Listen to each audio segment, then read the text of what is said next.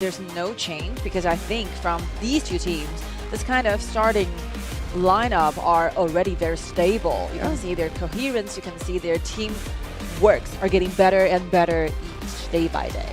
And it comes down to the last day, right? Like for these two teams, Team Singapore and Team Laos, like they're fighting not only just to improve, right? Like because the actual goal of this competition is just to get better towards the main goal that is coming in the next months. But at the same time, getting a fourth place in here is going to have a direct impact in their seeding for the Asian Games. That's what really matters. The entire roads to Asian 2022 will be a very important role to the actual seeding for draw into the 19th Asian Games.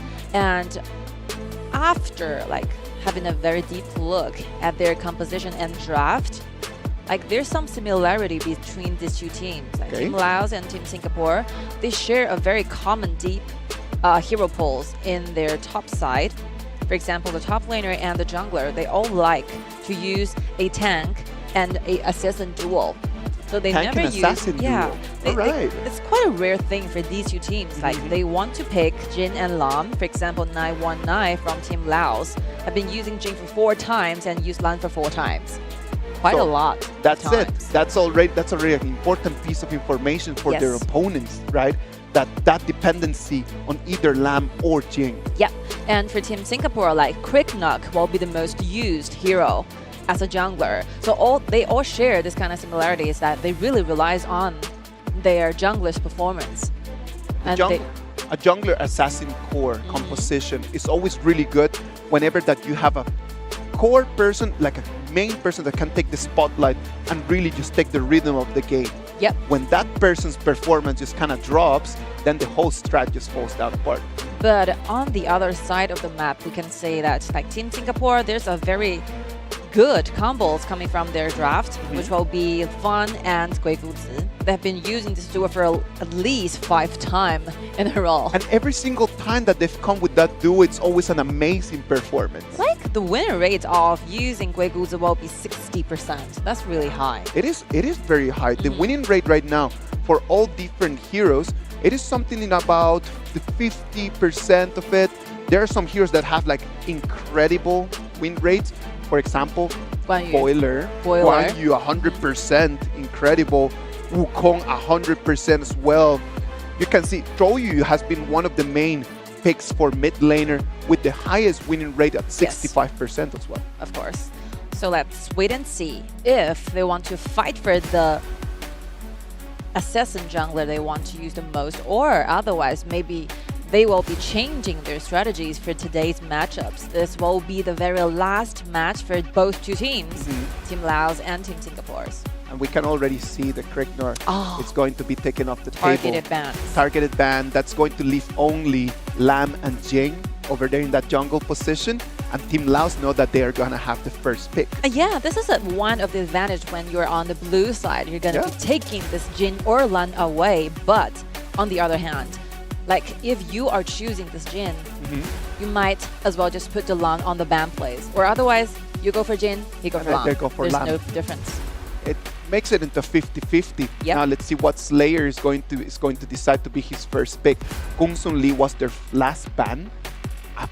An archer that has been showing up in most of the games throughout this whole competition. Kung Sun Lee with a 73% winning rate. Because for Team Singapore, the archer choices is quite limited. They have only used 3 different heroes. Fan for 7 times, and Sun Shaoxiang 2 times, and Gong Sun Li for 1 time. So yeah, too limited. Trying to restrict their choices when it comes to archer, I think is working.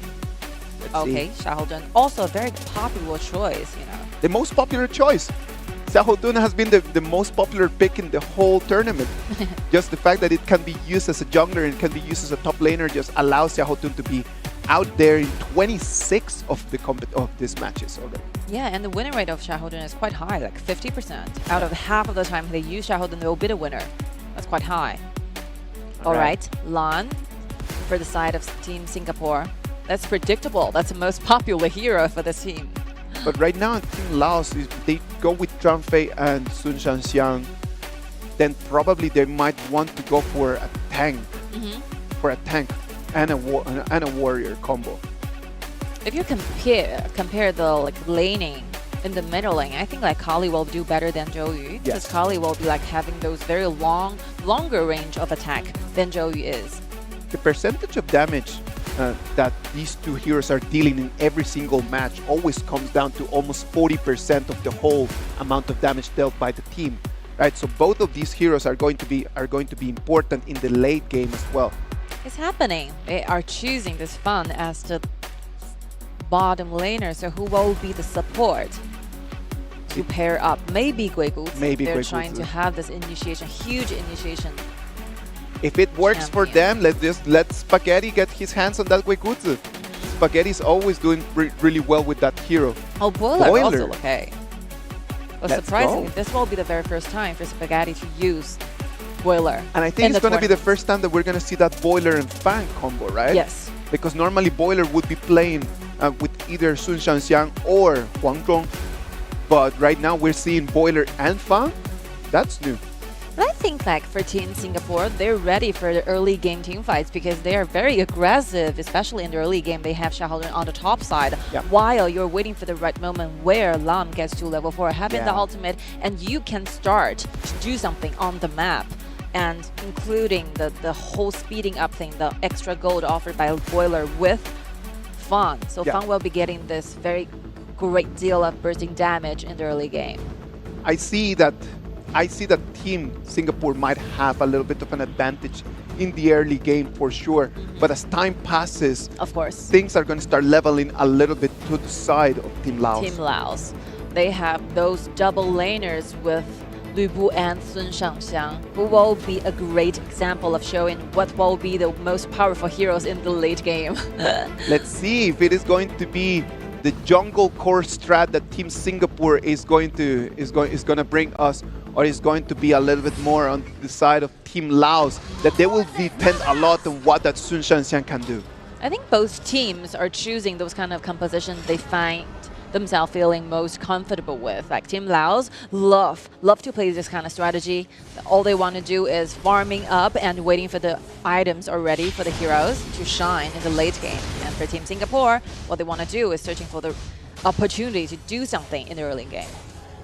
Lu Bu on the top lane, just trying his very best just to keep eyes on how Lam is starting. Like he just jumped into the jungle just to try to see if Lam was starting from the red buff or he was starting from blue. Yeah, getting this kind of vision, you will have a warning for their side laners. So because they're going to be finishing those buffs from the red to the blue. So if he reached level 4 on the top side, you'd better tell this information to the top laners from your team. Be careful. He's going to be there. The jungling path that you start in the first 2 minutes decides where is going to be the first fights of the game. Oh, Boiler is playing very aggressively. I like that from Spaghetti. We've been talking a lot about this support in these last 3 days, and the way that he's playing every single support is always very aggressive. Here's the thing. The jungles are being distracted by Lu Bu. Guard has his smite available. Decides to wait. Slayer is going to try to flash away. He still does not have his ult available, but the same happens for Inked. And 1-9. Good use of the second ability of Lu Bu will be having this shield and slows the enemy down. Kind of way to protect yourself though. Oh, it's going to be the first one for Team Laos. It was Guard, the one that stayed for a little bit too long, and Slayer and 919 come in a 2v1, allowing Team Laos to have a little advantage right now. Because he has already used up that ultimate, so the cooldown initially for Lam is quite long. Yes. So if you have already used the only dash you have, maybe, for example, a very long range dash for Lam, the ultimate, so you have to go away, retreat Spaghetti jumps in with the third hand. It's going to be Kali already level 4. Spaghetti does not have his ulti available. He's going to flash away, but Ahai keeps eyes on him and is going to put him down one more time for Team Laos. Yeah, like Spaghetti is kind of lost, quite distant away from the rest of the teammates. So there's nothing that literally the Team Singapore can do to try to save him. Because the direction he chose. The Wild Bug comes in, Slayer jumps after. Guard is going to be taken very low, but the damage is not going to be lethal. Sadly for them, 919 is going to take control of their blue buff. You know, what's happening right now is quite unexpected because like Team Singapore is supposed to be like this initially in the early game, but unfortunately on the other hand, we can see like Team Laos, even though they have been pairing themselves up with a quite late game composition, but they're getting this kind of skirmish and winning, actually winning them. They're winning everything right now. They're a little bit more decisive than what Team Singapore is. I do believe that Guard right now did not have a very good start, and he seems a little bit hesitant in the decisions, right? Yes. He comes in for the blue buff, but he's not able to protect it, does not have his teammates around, and that slowed him down a lot. He still does not have a level advantage compared to anyone in Team Laos. From now on, I think the only option for Team Singapore is to play safe, to play nice, and trying to earn themselves more time for guards to develop those items he needed. Guard is going to be one of the core parts. We talked about that, how the core hero, if you're going to play a core jungler strat, like your jungler does need to have a very smooth opening so it can snowball and develop into the mid and late game. And for Team Laos, what they're doing right now, control the river objective, which is very, very okay, and trying to pick up those skirmish in the jungles because Kaiser and Zhang Fei right now will be super tanky. Look at that right now. They come in. The next target is going to be that blue buff one more time. They're forcing the ulti by Easy Baby. Vulnerable comes in. Slayer jumps in. It's going to protect their teammates, and they know what their goal is. Control the blue and repleague. This is what I was going to say. Like, they know exactly what they want to do. So instead of trying to force into the engagement, they're choosing to use their ultimate, trying to keep the Team Singapore away and get what they want. So the blue buff, and once they get it, boom, vanish away from the jungle. Great strategy that is paying for Team Laos right now. Guard is not in the right position for him to just counterattack, and Spaghetti is just trying his very best just to try to slow Team Laos. Look at this, one more time, stunned is going to be 919 that can still move away. He does not have his ultimate available yet, so he cannot counterattack. But since this is a very good time for Team Singapore trying to fight back, because since they have forced the ultimate out from Zhang Fei, they know Zhang Fei does not have the initiation skills right now. Lu Bu jumps in, trying to slow the enemies down for a little bit. Comes in from behind, it's going to be Aang, the one that's going to fall, is going to stand up one more time just to fall a second time. 919 is being targeted by Guard. The Guard is going to take one, he's going to try to go for the second one, but it's not going to be enough. Oh, that's a close one. But as the result, it's a one-to-one trade for both teams. It is a one-to-one trade, which is good for Team Singapore, right? Of course. Like whenever that you are not on the lead, whenever that you are just behind in gold, you need to try to get at least one. You take down one of their enemies because it's going to be a bigger reward in terms of gold. Yeah, so, and oh, found really great moves down there. Jumps in, it's going to be a one-to-one trade, and what could have been amazing for them, but Spaghetti did not have his ultimate available. Yes, if the ultimate is ready, like Shins can stay alive. Yes. Using the ultimate, using the extra life, shield the tower Diagro and survived. A very good game we're watching right now, very intense and very dynamic 6 minutes of the game we're watching. Right now 919 is going to try to start at Overlord, but Spaghetti has eyes on him as well. The target is going to be Easy Baby. They know he doesn't need to have his ult. He's just in the last minute. He just gets the energy necessary. He's going to turn the game around. It's going to be Spaghetti, the one that's going to try his very best to run away. Now this combos is really good. Like Zhang Fei used initiation and hit the target right onto the ultimate of Kali. Yes. So they paired up for a little bit, and Team Singapore got a lot of poking damage by this. Like Kali is enjoying the game. As long as like Team Laos will be offering the backlines enough vision, I think Kali will be safe enough. Like Lon is doing his best trying to get to the back of their opponents. Just forcing Easy Baby just to force his ultimate out. But then as you mentioned, look at Ahai. Ahai has a great angle. Yep. Like he's not being targeted by anyone. One more time, it's going to be Slayer that jumps in. Spaghetti needs to flash his way out, but Shins is going to fall. One more, 1-0 trade for Team Laos. Let's see the Vanguards here. But initially, 7 minutes, the Vanguard, the HP bar of the Vanguards will be really, really restricted. So yeah, not very tanky. By the flames and fire, it will be enough to finish this wave. Easy baby. Goes very deeply into the back line. Wow, he jumps in. His ultimate is going to be a little bit wide. 919 comes in from behind. He's going to force Ink to flash out of this. He thought he could run away, but he falls as well. 919 does not want to let them run. And it's going to be Team Laos rotating for the mid lane turret now. Oh, they will have another chance. Goes deeper to grab the very first turrets in the middle lane. Slayer comes in from behind with his ult and sends Guard back home. I like this. Like, Team Laos is doing great. They know what to do because they know that the frontliners are tanky enough for now to absorb all the damage from Team Singapore. And if the frontliner can just standing there absorbing the damage, it will be too safe for Tom to do the damage. He can do whatever he can do using a flash, using a first ability, will be giving her like 2 dashes available. Yes. No, and I completely agree on that. And on top of it, you have, oh no, look at that. Let's look back on the screen. Our eyes, Shins comes in, finds the target, Tom. Sadly for Team Laos, they did not want that one to happen. Yeah. These kind of little mistakes could turn things around and give Team Singapore an opportunity that they do not want to give. This is a very crucial time for Team Singapore. They pick up and takes down Sun Shangxiang so that they can have this mid lane priority right now. Oh, look at that. Pushing now it's going to be the Flames of Fire. Comes in. Easy Baby's going to have to force his ulti out just to keep the turret alive.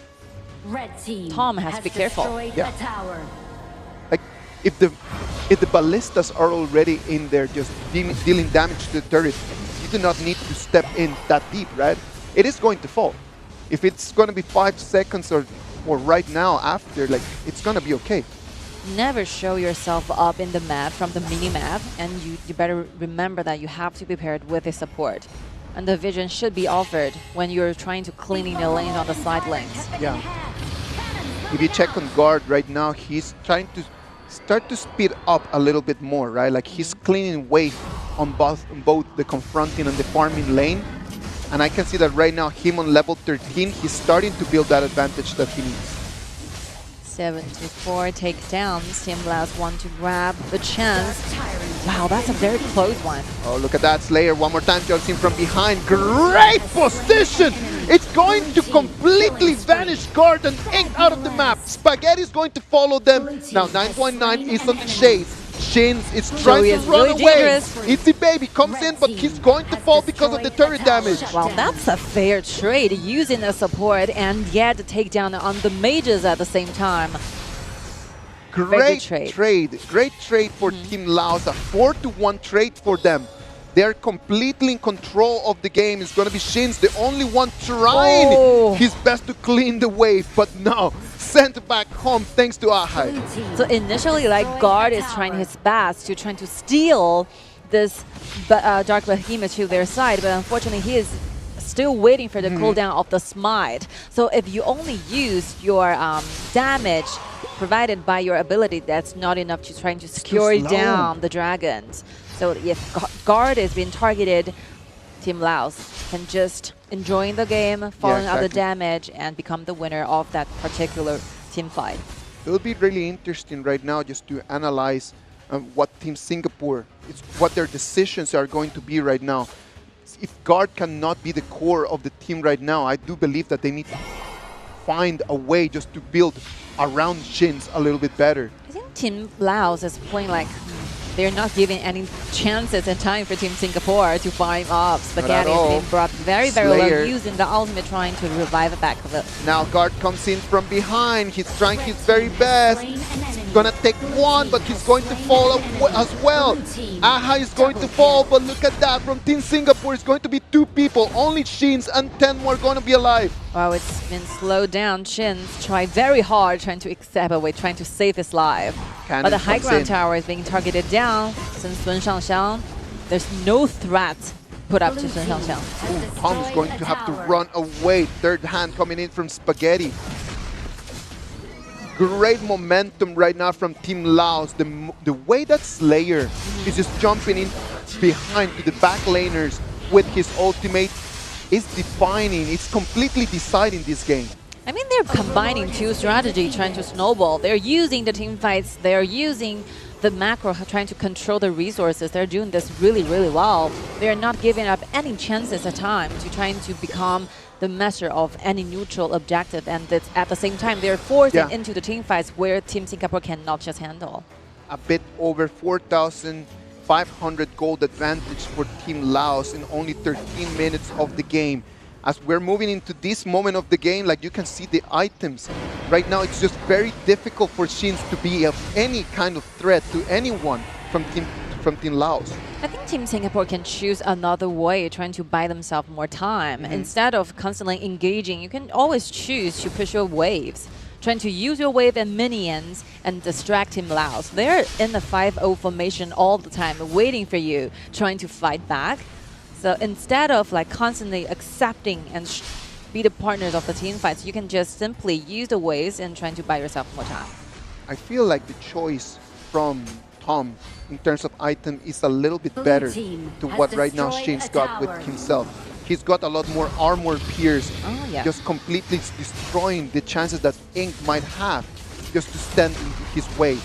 The dragons are going to come in.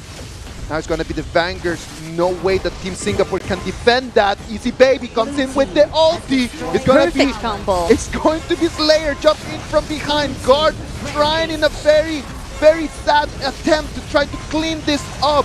It's going to be this Crystal, the next target. The minions are in. Congratulations to Team Laos taking the first victory. I think like Team Laos are showing a very sophisticated way to win a game. They know what to do, even though they have been given themselves with these late game compositions, but they are playing it very aggressively in the early game. This is quite unexpected after we've seen the draft. We're like expecting them to be more like careful at the beginning.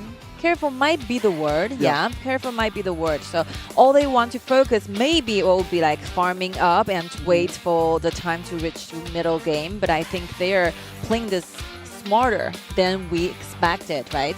They're waiting for the mistakes by Team Singapore. And once they get it, they will try to start snowball. They're taking control of the several rounds of the buffs and the jungles. And right now, even though they, as long as they see a neutral objective that one of the dragon being spawned, they will be there and getting it.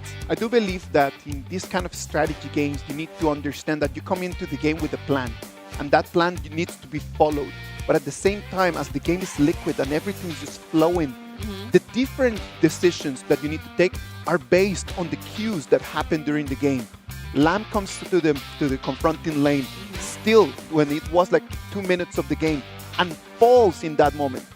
When they just see the opportunity that Lamb just falls in that first fight, Team Laos completely took control of the blue buff. Remember that the first 3 or 4 rounds of blue buff that comes in, they're completely for Team Laos. They take that away. So Lamb's farming phase was slowed down so much that he was just nowhere to be seen. Guard was very limited. His damage was very limited at the early stages and the mid game. And I think the reason for Team Singapore to lose in Game 1 is not because of poor performances when it comes to heroes. But I think the main reason is that the decisions you choose in the game, especially one during the middle game, you can choose to avoid getting touched all the time. What you can do is set guard on the side lanes, and after like waiting for Team Laos to finish a lane, and after it you go and safely using the wave to get more gold personally, of course, and this is one main purpose. And the other one is that you will be pushing your waves further into their territory, making some of the members from Team Laos have to go to the side lanes to trying to clean the wave, where otherwise their turrets will be going down. They have to protect their turrets. I completely agree on that. I think that one of the high points from Team Laos was Slayer's performance, right? He always waited for the right moment just to proc his ult, and he always found the target to the back laners from Team Singapore. And like the way that he played was just almost perfect. I think every ultimate from Zhang Fei will be paired up with the ultimate in Fallen God, right? Perfect combos. These two initiation skills. The control chain, is just so tight in there that even though that the dragons fell over in there, like the super minions fall in as well. Like it was really nice. From the game data boards, let's see the damage dealt to champions. Like for Ahai, Ahai is facing no threat, literally no threat. Not at all, not at all. And I think that the way that Ahai played was really good because he found out that he had an advantage in terms of self-position. So he used his longer range just to be always poking on the other team's HP bars. Oh, look at it, Audi Super 8 player. Like you said, yeah, Laos, Slayer. Team Laos Slayer is going to take our first Audi Super 8 player. Congratulations, a KDA of 4, 1, and 8. But what I believe was his participation in this game was crucial for the victory for Team Laos. Not just now, game 1. I think for Team Singapore, it's not about a game. It's not a game about how you can protect your backlines. But like on the other hand, it's like the frontliners cannot stay alive for a long time. So they went down very soon so that there's no shield trying to protect the backlines. So there's nothing that backlines can do. They are retrieving back all the time. There's no time for them trying to deal damage. Yeah, we talked a little bit about the choices on items, right? How Sun Shanxian decided to go for Armor Pierce instead of just going for an Axe of Torment. But well, something for us to think about is we come into the game 2. Right now we're going to have a short break and we're going to come back to that game 2 action. 关闭外来的杂音，找准内心的节奏。奥迪 Q4 e-tron 让真的感受从开始才开始。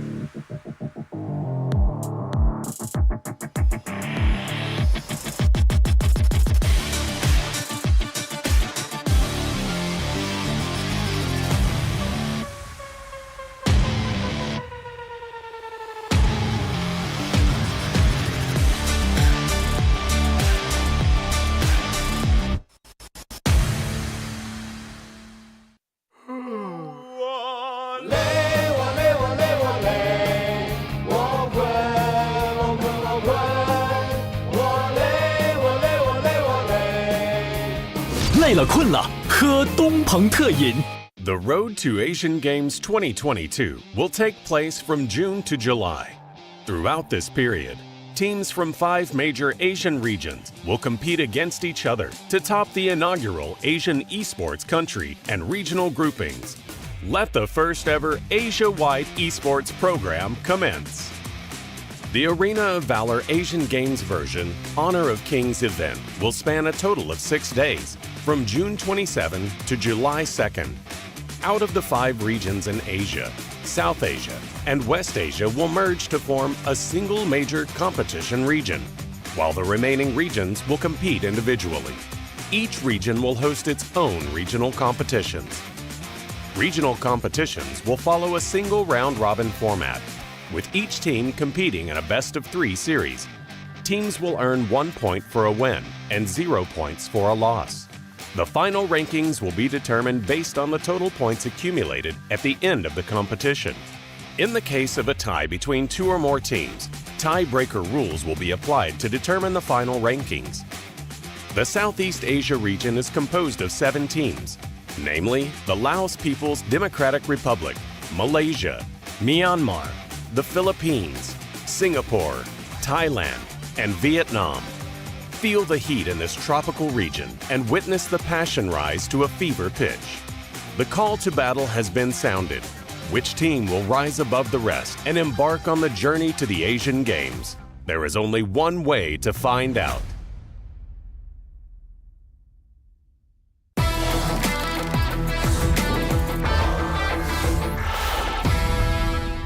Drop, the turret goes down. Guard coming in from behind. Spaghetti comes in, initiates. Guard is gonna come and is gonna find every single person from Team Vietnam. Guard still on. 712. He's being chased by Ing. It's going to be Shin, the one that is going to flash in. 712 is the last hope for Team Vietnam. It's going to be Team Singapore. Oh, another taken down. It's gonna be Ace. The minions are gonna come in. Yeah, of course. At least with the presence of Troyu, they're going to be able to try to keep those turrets on, but the ultimates come in, start parading on the high ground for Team Philippines. It's going to be only Kabagian and Marino, the ones that they're going to try to clean the way. But they've got targets on their back. It's going to be Team Thailand that come in, the mirror domain. And it seems like Stella tried to steal away this. Yeah, Stella is Shadow hiding Overlord. in it. And now he's in at Tom. Now the ultimate has been taken on, and Team Vietnam, they sacrificed themselves, tried to gain for this Shadow Overlord, but that was a trap, and Tom, by this team fight, achieved his triple. A good ATA player or a worse ATA player is that when and where you're going to unleash your ultimate. Yeah. And here comes another team fight. We can see Tom, he had a really nice setting. He's chasing him down and God succeeded to take down this Taiwan G. Tom is really good at any kind of the archer, right? Welcome back. This is going to be the game 2 in between Team Laos and Team Singapore. This is Road to Asian Games 2022 Arena of Valor Asian Games version competition.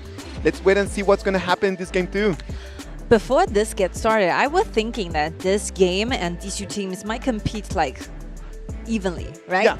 But after watching the game 1, it seems to me that like Team Laos is quite a dominate. Yeah, The whole game. I do believe that they have a dominant performance. Yep. I don't think that was Team Singapore's best performance. Yep. And I am certain that they're going to change things around and they're going to try to move things.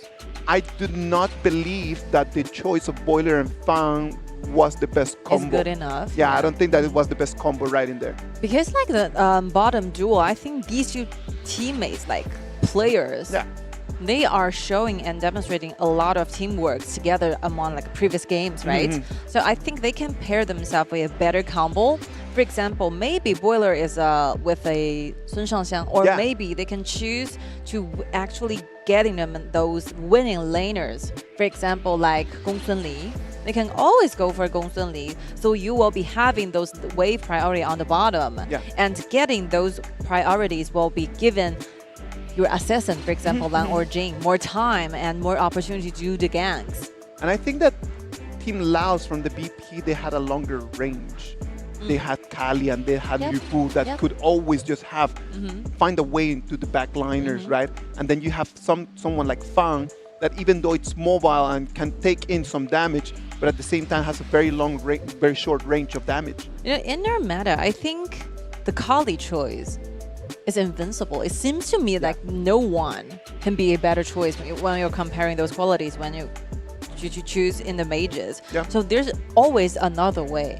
If you are comparing the range of attack, you are comparing the AoE damage, no one is going to be topping that than Kali. But to Swift it into another angle, I mean, you can always try to use a Roz, trying to restrict the rotations, right?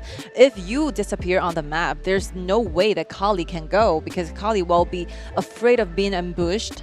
So maybe you can take this in a complete different and opposite angle, trying to get those assassins creating more threats. I understand the Troyu pick, right? Because the Troyu pick is down to, all right, you are quick at cleaning wave, I am quick at cleaning wave, and I can protect turrets, right? So in terms of that, I understand that pick. It does not limit Kali. It's just a very reactive option of how do I work against your strength instead of how do I create a weakness for you. I mean, this is a game of vision, so you have to create those potential threats to your opponent, so they will not make those rotations that easily. This will be the question. Let's wait and see. After game 1, Team Laos still stayed in the blue, while Team Singapore will be on the red side. Well, Team Singapore chose to be on the red side, right? Yep. They maybe they have something. They like countering the picks from Team Laos. They like countering that. Now, I think that Spaghetti needs to go back to what he likes playing, and I think that this is the moment for him to try to play on Guiguzi. Yeah, Guiguzi and Fan is also available. Yeah. If they want to pair this duel up, it's available too.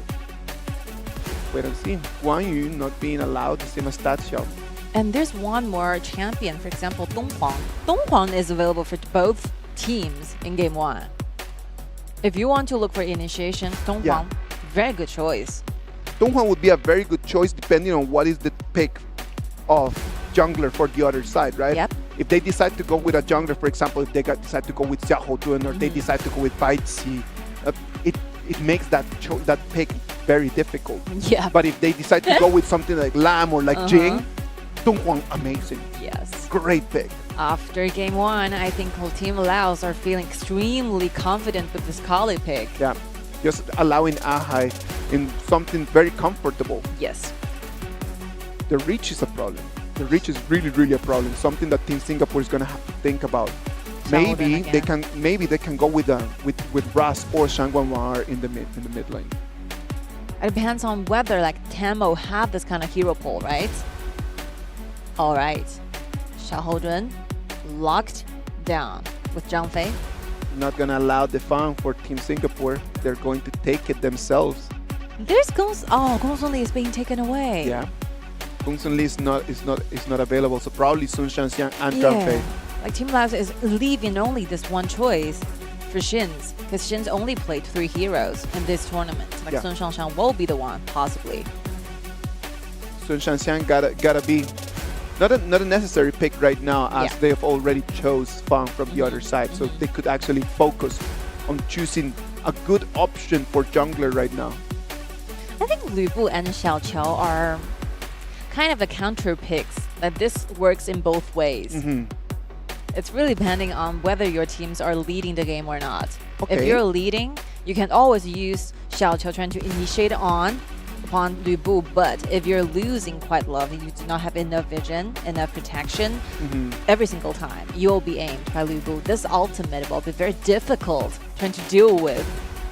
It is going to be really hard just to escape out of there, right? Yeah, using this flash every single time. Xiao Qiao has been one of the good surprises that I've had for this tournament. Yep. The Xiao Qiao has become such a dominant pick as well because of the burst damage. But again, a very late game hero. One more time dealing with this team, just talking a little bit about Team Singapore. They lock on Lam and they lock on Sun Shanxiang, so they're going to work with the 2 core composition. Yeah. I think for Team Laos, they are choosing. They have a lot of available choices. They have Lumber, they have Guiguzi, they have even Zhonghui. They used one before. So yeah, I think this Guiguzi is showing a confidence. They're definitely going to be demonstrating a lot of CC chains again, like game 1. So game 1, we're seeing those CC chains with Lu Bu and Zhang Fei, and for this one, it will be Guiguzi and Zhang Fei. Let's see. Guiguzi and Fang in the bottom lane, and just over there in the farming lane. It might allow them just to keep an eye on the jungle from the opposite team. It might just allow them just to jump into the jungle and try to take some resources away. Both of them are very mobile. Both of them can escape quickly after coming in and taking a lizard, after coming in and trying to keep eyes on the buff. And how this Guiguzi is going to be initiating the whole games really depend on the performance of the second ability. Yeah. And you will need a flash to do a better initiation. It really like shows his personal skills, easy baby, how many enemies he can actually be drawn into the second ability. Let's see. All right, let us start with this. Gonna be the second game on this BO3, best of 3 in between Team Laos and Team Singapore. Team Laos is going to be on the blue side one more time, and Team Singapore still on the red. Team Singapore using Smite as a skill for Zhang Fei. This is very popular, very commonly seen in these previous matches. Very popular choices in our tournament. The smite is good, right? Like it allows you to not only invade but protect your resources as well. Let's see the River Sprite. 1 versus 2. Well, Ahai gets it. It's gonna be for Tenmo, I believe. Oh, Guiguz is on the top. Like Guiguz just made the rotation just to keep eyes on what was the farming path for Lamb. And look at, he knows that Lamb is going to finish over there at the confronting lane. So he's just staying in there just to create a 2v2. But I think in our tournament, usually the jungler will start up from the blue to the red. Oh, look at that. It's going to be Ing taken extremely low. Can they put the lethal damage? And it's going to be down there. Guard still not in level 4. No level 4. He needs to learn from his mistakes. He cannot jump in right now. Yes. There's no dash available. What he's waiting for is that wave to come up. After cleaning the wave up, getting level 4, having the ultimate. Oh, stealing smite. this with a smite. Okay. Good answer by Guard. Waits in the bush, waits for the right moment, jumps in with the smite.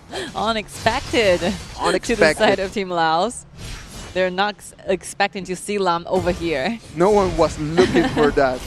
Look at that. Spaghetti still does not have his ulti available. It's got 2v1. Tom being put under a lot of pressure.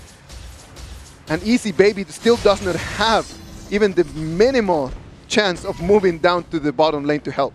Oh, there's one thing that Team Laos really did great is that they are putting this Lu Bu to the mid very often and very soon in the game. They're letting Lu Bu to get the vision, and maybe if they have the time, they will initiate on the middle lane. This is something that never happens in their early days. The matchups, we are seeing those top laners are doing laning all the time, maybe till the middle phase of the game, but they are starting to see this kind of rotations happen now from the top to the mid. This is very important. Oh, Spaghetti's ulti was wide, and right now they're going to be put on their back heel. It's going to be Guigutsu that's going to fall. Slayer jumps in, tries to put a target on Lamb, but Lamb is going to run successfully away. Okay, Team Singapore getting a takedowns from Team Laos, using the ultimate push enemy back. Very nice move from Guard. Very good answer back from Team Singapore, right? Spaghetti's ulti was a little bit wide, so they couldn't initiate. But in the counter, in the comeback after that, they actually moved their pieces really well. I actually think that Team Singapore have a better composition compared with the Laos, because they have a lot of skills, a lot of method trying to counter back instead of being the initiator all the time. You're waiting for this Guigutsu to dive in, and you use Zhang ultimate, possibly trying to push him away, and then it's your time. Look at that, putting some pressure. It's going to be Spaghetti, the one that is going to soak in all the damage.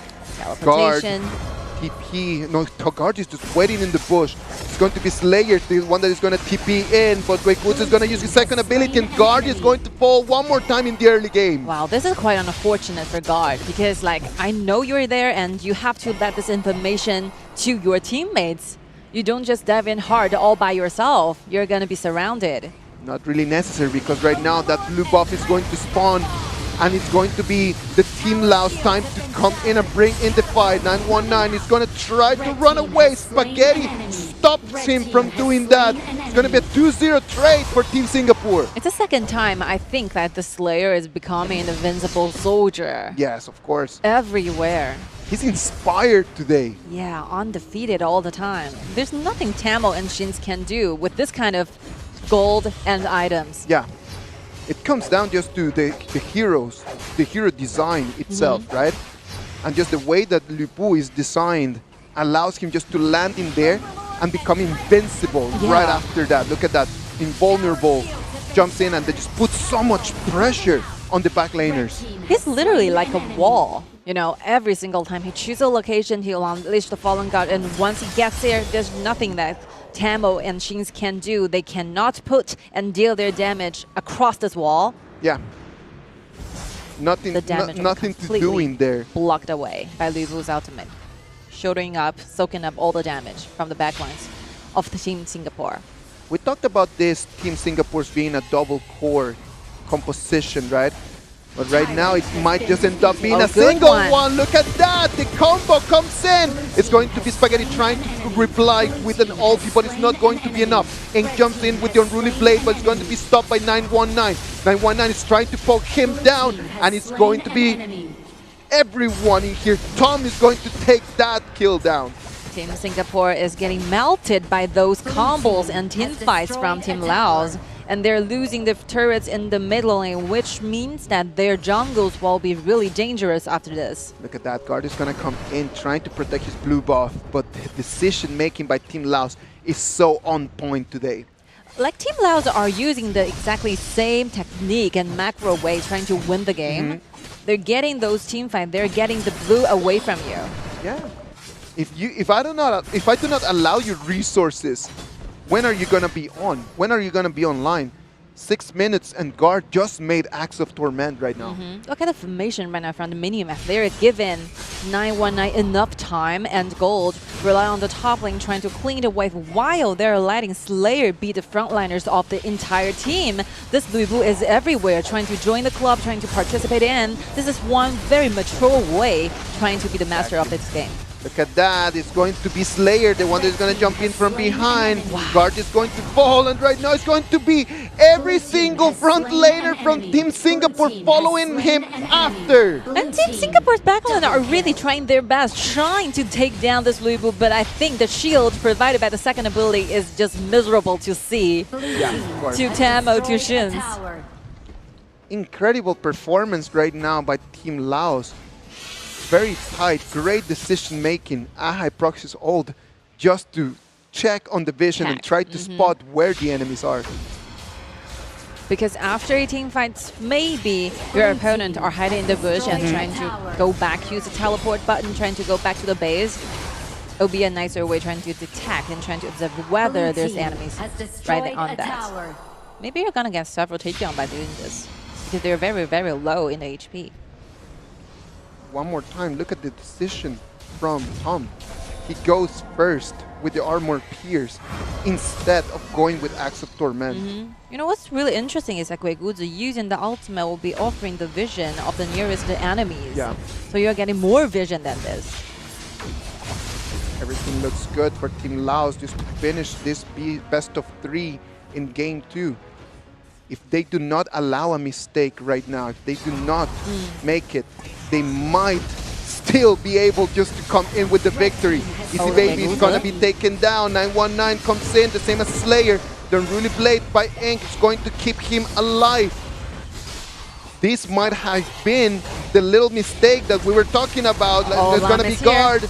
Comes in, his damage is not enough. There's going to be 919, the one that's going to sacrifice himself to allow his teammates to run. Yeah, this is a very good example of how like Team Singapore can choose to fight back using the countering back abilities, right? They have their initiation on Guiguzi, so they have been let this Guiguzi out of picture initially in the team fights, and then follows up with those initiation skills followed by Zhangfei's ultimate and inked performances, giving Tamil engines a lot of time to do the damage, and Team Laos, there's only one option, getting away. Rampage comes in from Tom.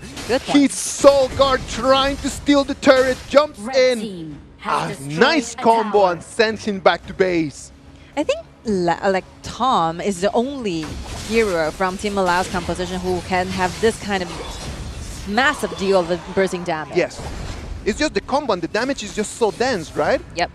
Just comes in, deals the mark, and then after that just simple, normal attacks, and then your HP bar just completely fades in front of your eyes. And the ultimate from Fawn is also very important. It's going to be cleaning the wave very, very, very fast. And if you combine the ultimate and the first ability together, you'll be giving those very explosive like bursting damage. One more time, look at that. Turret falling, farming in middle lane. Only the high ground turrets are standing for Team Singapore. And Team Singapore is kind of falling apart. Look at Phasing that. this kind of goal difference. 10 minutes immediately, not even 5 seconds since the Dark Overlord has spawned. And then 10 seconds is what it takes Team Laos just to control that resource. Now the control of this Overlord. Like Overlord is going to be helping Team Laos a lot, which means that 919 can join into the team fight at any time. Oh, they're going to go for the behemoth Double as well. dragons. Wow. imagine how much confidence they have in themselves right now that they're just going to go for the two of them, try to finish this game quickly. Because in the Arena of Valor Asian Games version, you're gonna be your damage will be hugely deducted if you have the other ones, right? It is part of the design of the game, just in order just to level down the way that a team can farm up by having one of the neutral objectives. So by the second you find out your opponent is going to be getting 2 dragons in one row, which means that they're completely dominating the game. It's a sign of confidence. Yeah, that's the moment for Team Singapore just to step back and let these 60 seconds left in the boss, in the buff that Team Laos have just to go away. 5.5k for Xiao Qiao, 6.4k for Sun Shangxiang. Wow, look at the dashboards right now from Fawn, 402 for KDA, and almost 10,000. Indestructible Very hard right to now. catch up on. Tom, during game 1, when he was in Sun Shangxiang, overstepping a little bit more, right? But this time that he's on Fang, like, really working really well, not only as an archer, but as an assassin as well. Oh, something happened right Comes there. in, but it's going to be only Spaghetti that is going to be caught in there now. It's going to be Guard, the one that's going to have the target on.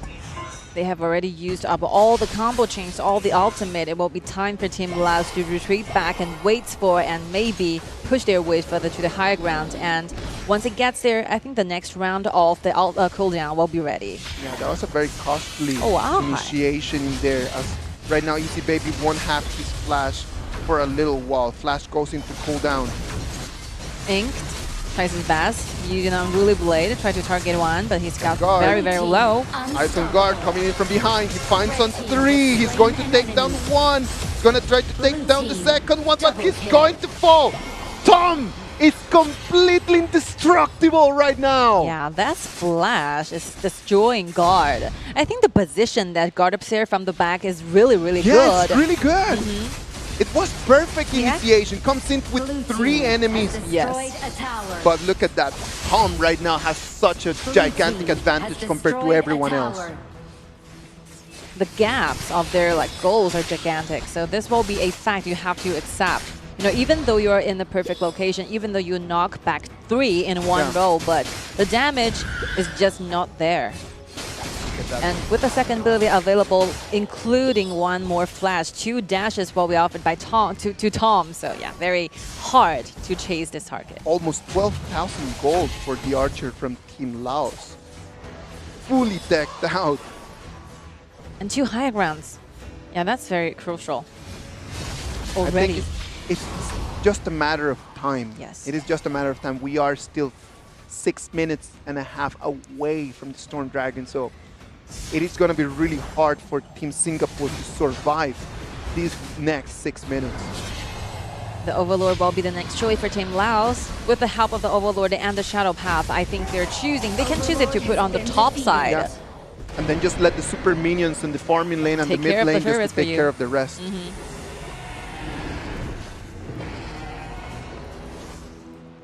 Alright, Team Singapore is trying their best to go outside, trying to earn themselves more vision.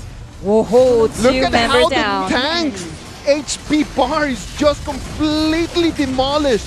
Tenmo running away for his life. It's going to be Guard, the one that is going to clean the wave in the mid lane. But look at the Vanguards coming in as well.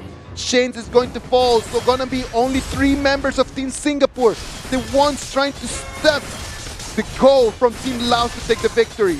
Guard really tries his best, trying to clean the Vanguards, but there's 1 Vanguard left out, even though they can take the kill. But I think, let's pay attention to the bottom side of the map. The 4 members from Team Laos are doing whatever they can do, trying to finish this game. Spaghetti does not have his ulti available. The Vanguards come in, and Team Laos are going to take the 2-0 victory and locking down that 4th position. Now this is really, really important because this will be the very last matchup to both teams. So whoever is going to be the winner will be having those 4th place in this group.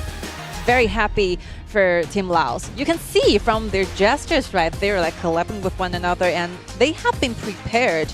We can see from the fact that they're getting this kind of composition, they're ready for the battles. They're very sophisticated and know how to win the game. a very nice performance by Team Laos, right? Like I a see 2-0. no mistake. No mistake at all. The decisions were there, and then just the communication. Yeah. How right after they just win a battle, next decision.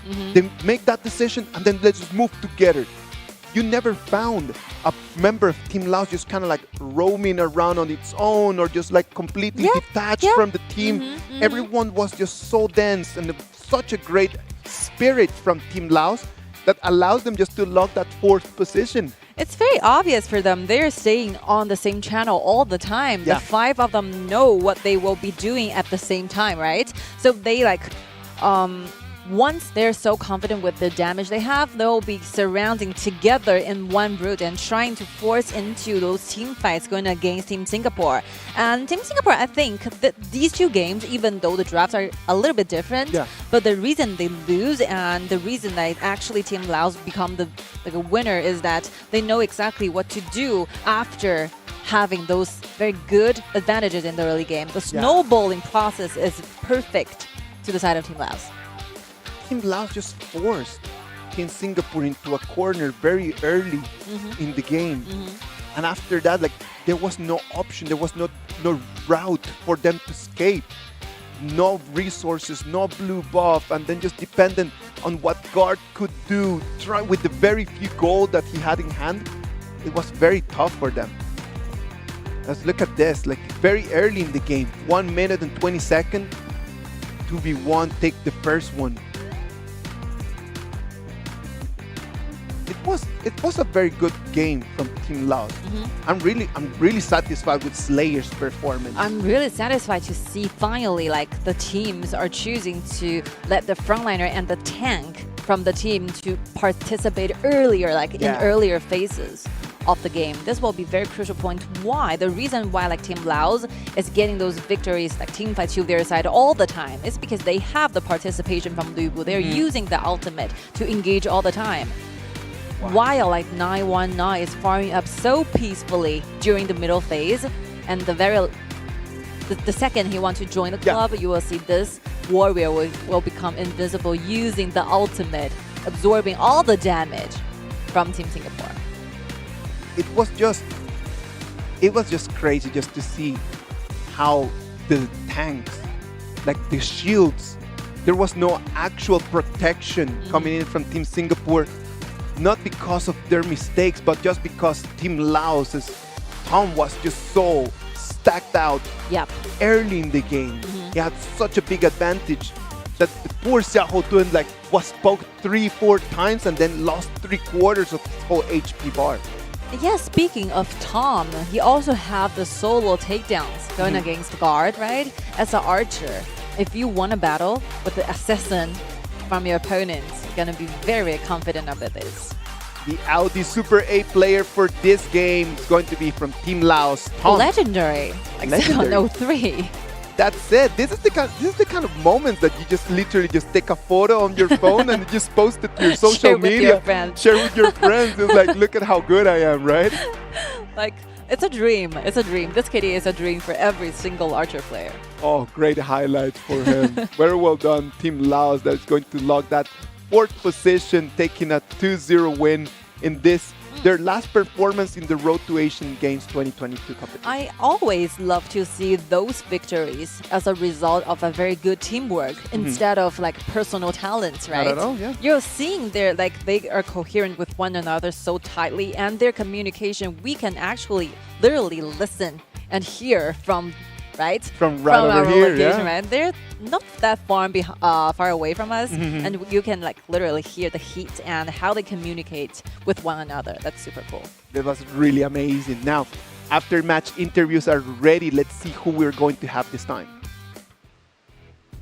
Welcome to the interview. I'm your host Jacko, and now we have the mid-lane player Ahai from Team Laos.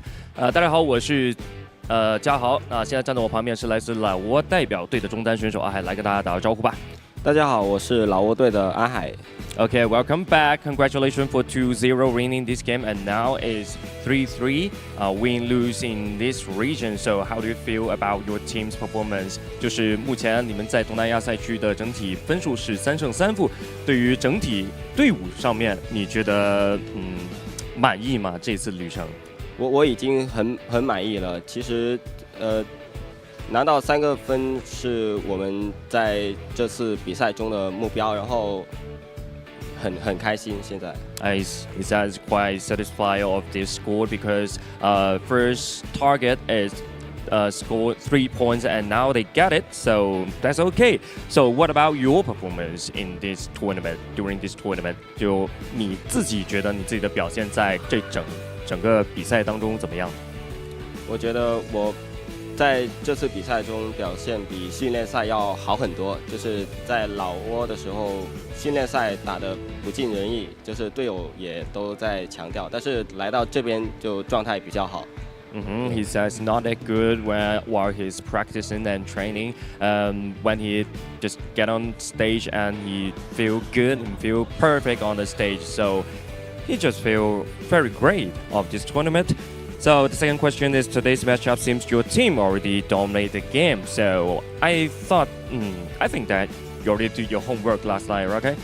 今天的话呢，整场比赛几乎都是主宰整一个战场的。在昨天晚上，是不是对于对方有了深入的研究？对，我们早在4、5天前就有在研究要搬什么了，对，然后也在考虑说要怎么去做 BP， 对，所以准备了非常多。Okay. The 4 or 5 days they already did their homework about the BP, the whole conversation and the whole practicing for the opponent, so they're absolutely ready to dominate the game. So the last question is, after this game is the end of the journey, any word to your teammates or your coach? 就是这场比赛打完之后呢，也是本次比赛的旅途的一个终点了。那这样有什么话想要对你的队友还有教练说呢？我想跟我的队友说，就是继续加油，就是我们队伍进步空间还很大，然后想跟教练说，那个新婚快乐，杭州可能他可能来不了了。对。Okay. He just said for the teammates, he said we have a lot of space for the improvement, and to the coach, happy wedding day. Okay. Thank you for the interview. 感谢阿海接受我的采访。Let's take a break and we'll see you around. 关闭外来的杂音，找准内心的节奏。奥迪 Q4 e-tron，让真的感受从开始才开始。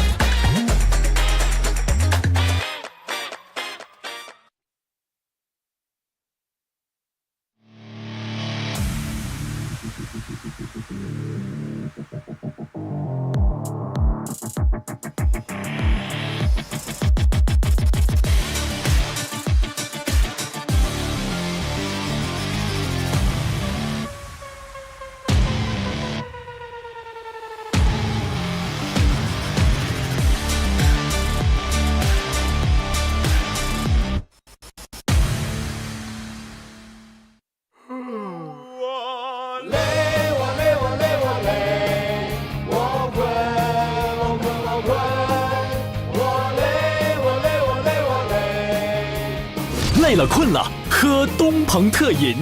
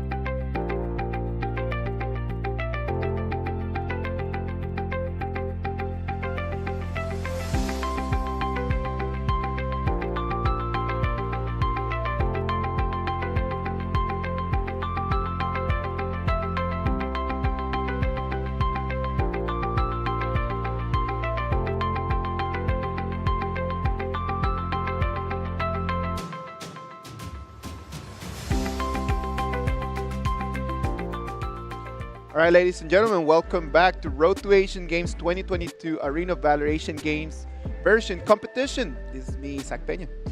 It's me, I'm Yixue, and we're gonna dive right into our second game for day 4, right? Yeah. And both team also from Group 3. This is gonna be Team Myanmar play against Team Malaysia. Team Myanmar against Team Malaysia. You've been telling me for the last 10 minutes that this is going to be a good game. You want to explain and just to develop why you think this is going to be a good game? Actually, we've been waiting for this game for such a long time. Yes, we have. Because both teams, they already got 5 wins in a row. And whoever won this matchup going to take the first place in Group 3. So it's going to be a really important game, and also these two teams, they already showed us their dominance in Group 3, so I'm just wondering who's going to be the winner. No, I completely agree, right? Like the only difference between these two teams is the fact that Team Malaysia has not even lost even one small game in their whole road in these 5 games, right? As of Team Myanmar, on the other hand, they had a very tough game against Team Thailand, wasn't it? True. It was a 2-1. So actually that was the only 2-1 that we saw, right? Yes. In the last few days. So we just can't wait to see this game. Asing Adie, ex-hero Xiaolina Megumi, with 5 players on the side of Team Myanmar. Team Myanmar, actually, all 5 members are quite experienced. And so does Team Malaysia. The lineup is quite solid. They never did any rotation, even in our tournament. So there's going to be Xuan, Zhang Q, LCC2, Mu Ci, and Hui. Really nice uniform from Team Malaysia, right?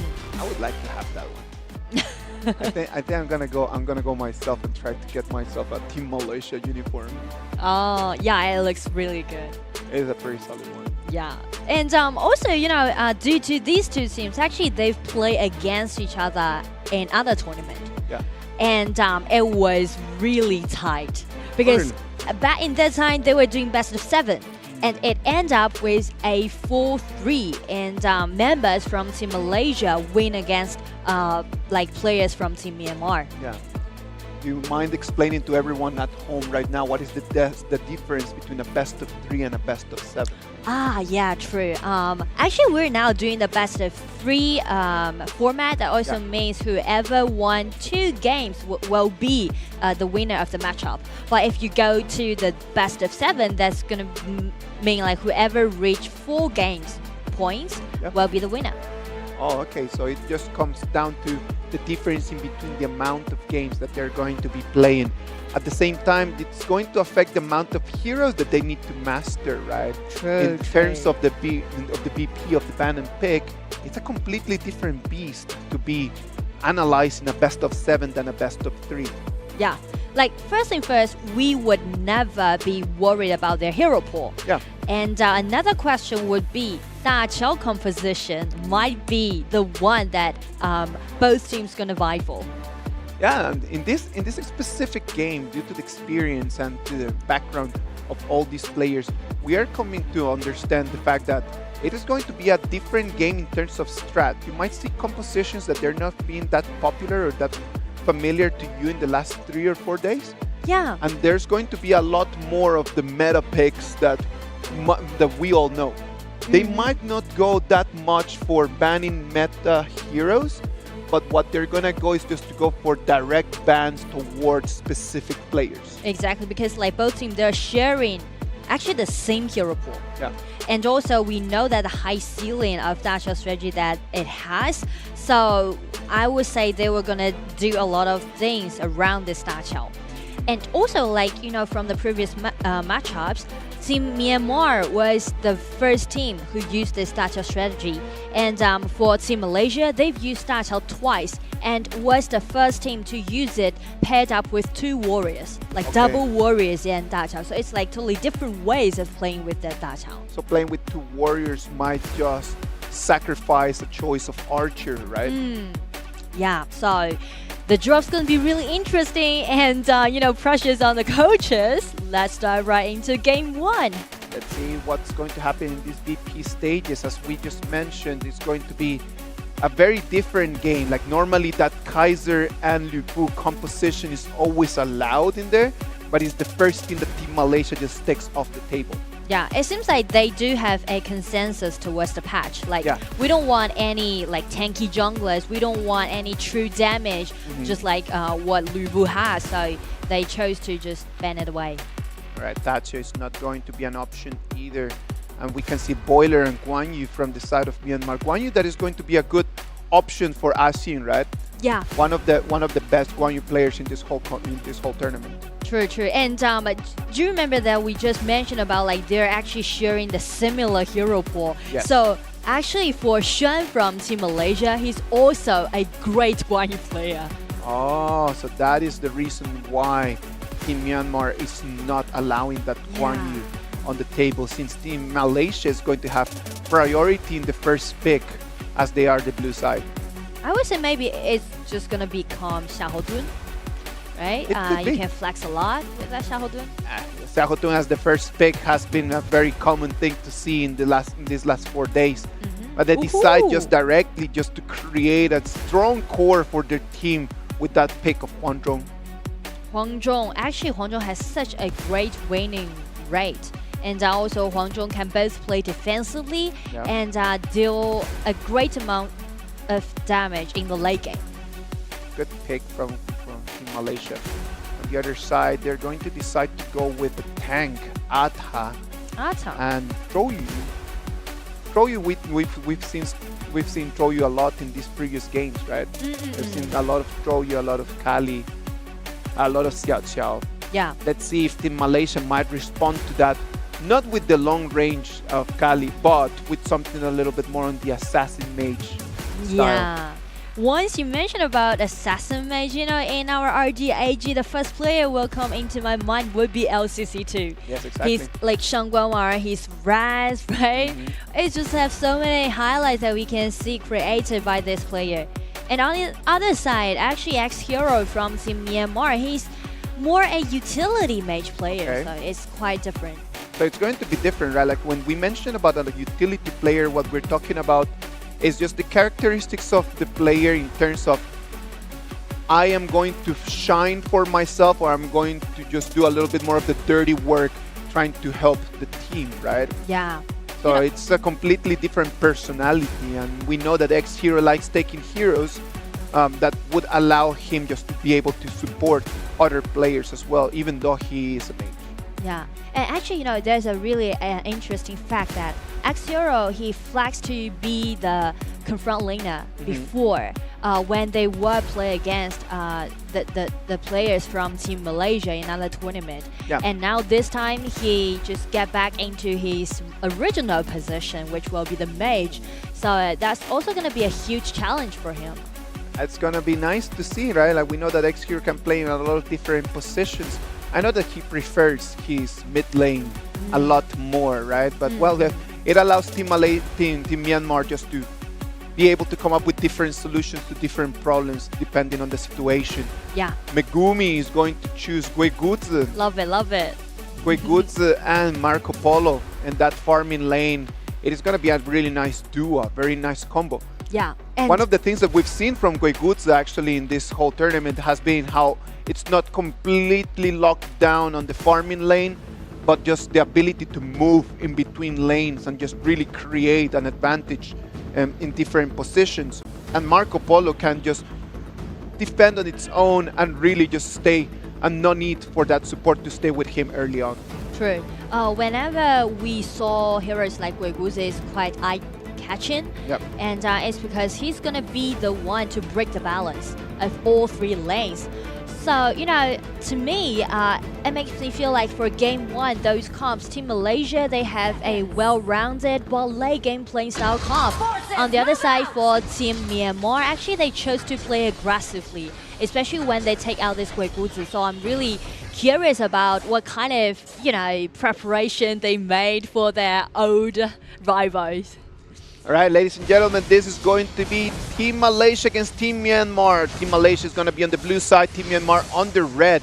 Already very early on with the flash being procced in from LCC2, and it's going to be X-Hero, the one that take the first takedown in not even 40 seconds of the game.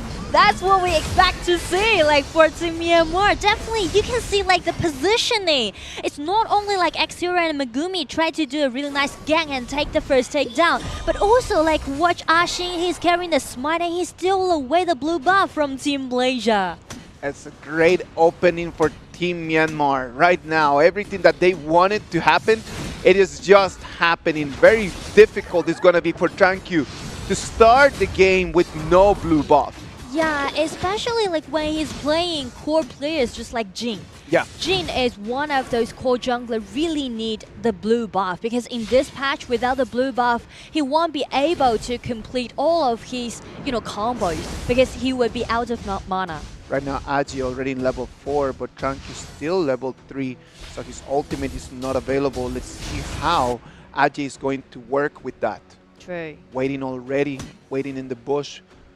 They know Team Malaysia know that that Aji might be around, so they do not engage quickly to clean that wave.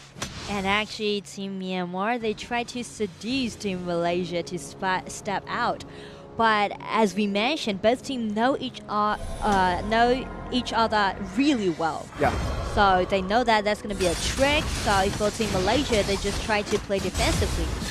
They're gonna try their very best. Look at that, it's a 2v1. X-Hero. But Asin does not care. X-Hero jumps into the blue buff area.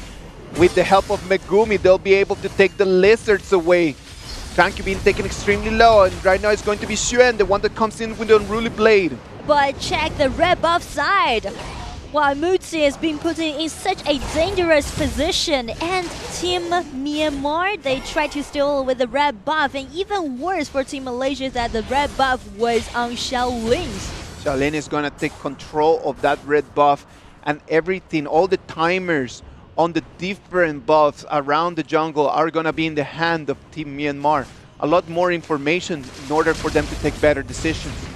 Well, fairly speaking, to watch the very first 3 minutes just give me that kind of feeling that Team Myanmar, they are well prepared for the game. But on the other side for Team Malaysia, they are just, being a little bit not that cautious, or they didn't take it really seriously. Like they didn't expect that the opening would be so intense. I think that LCC2 falling that early in that first engagement slowed down the pace that Team Malaysia had in their plan, right? So right now they need to try to create an option for them to take control of the game one more time. Yeah. Problem is that Team Myanmar is not allowing them any option for them to do that. Yeah, and that's something to do with Zhou Yu, the hero that X-Hero is playing right now. Once Team Myanmar, they got a really nice advantage that can just let them to, carry the game. There's no way for Team Malaysia to stop them right now. No, there's nothing that they can do in their hands, right? Like they just need to wait for the mistake. Flames of War come in, Megumi comes in with the flash, and the second ability is going to take on control on one. Trankyu's going to fall. Team Myanmar has the power play now. That was beautiful. I always say that the coordination that we saw from Team Myanmar, that is just so tight, it's so crazy. And actually I can see like they are actually targeting at Jankyu. Yeah. Keep attacking his red buff or blue buff, keep stealing away all those jungles from a team of Malaysia. So actually they harass a lot, they cause such a great threat towards Jin. They know that they have the advantage right now. Like even if Team Malaysia would want to protect those resources, they do not have the ability. Yeah. They don't have the gold, don't have the items. If they jump into a fight to try to protect that, it might just allow Team Myanmar to expand their advantage. True. Like everything's just being scaled up. It's a 1 against 2. Trankyu trying to take control of the River Sprite. It's just been so painful for Jankyu, I would say. Because Jin need jungles instead of minion waves. Yeah. Jin is one of those heroes. If he just, wastes her abilities on those minions, that's going to put him into an even more dangerous position. Of course. We understand that as Jin's abilities are going to run into cooldown, and then it's going to be difficult for Jin to counter whenever other heroes are going to try to engage. True. Megumi. Look at that, Megumi one more time with the second ability. Hui's got his ulti available, but there's no need for that as Team Malaysia will control the blue, but it's going to lose the turret on the bottom lane. So they try to guard their mid lane tower. They know that the last thing that they can lose would be the mid lane tower. They can't stand for another loss of their towers. Look at that, one more time. Trank is going to try, but he's going to force Marco Polo just to ult his way away. Trank is still going to fall. Aji is going to join as well, sadly for them.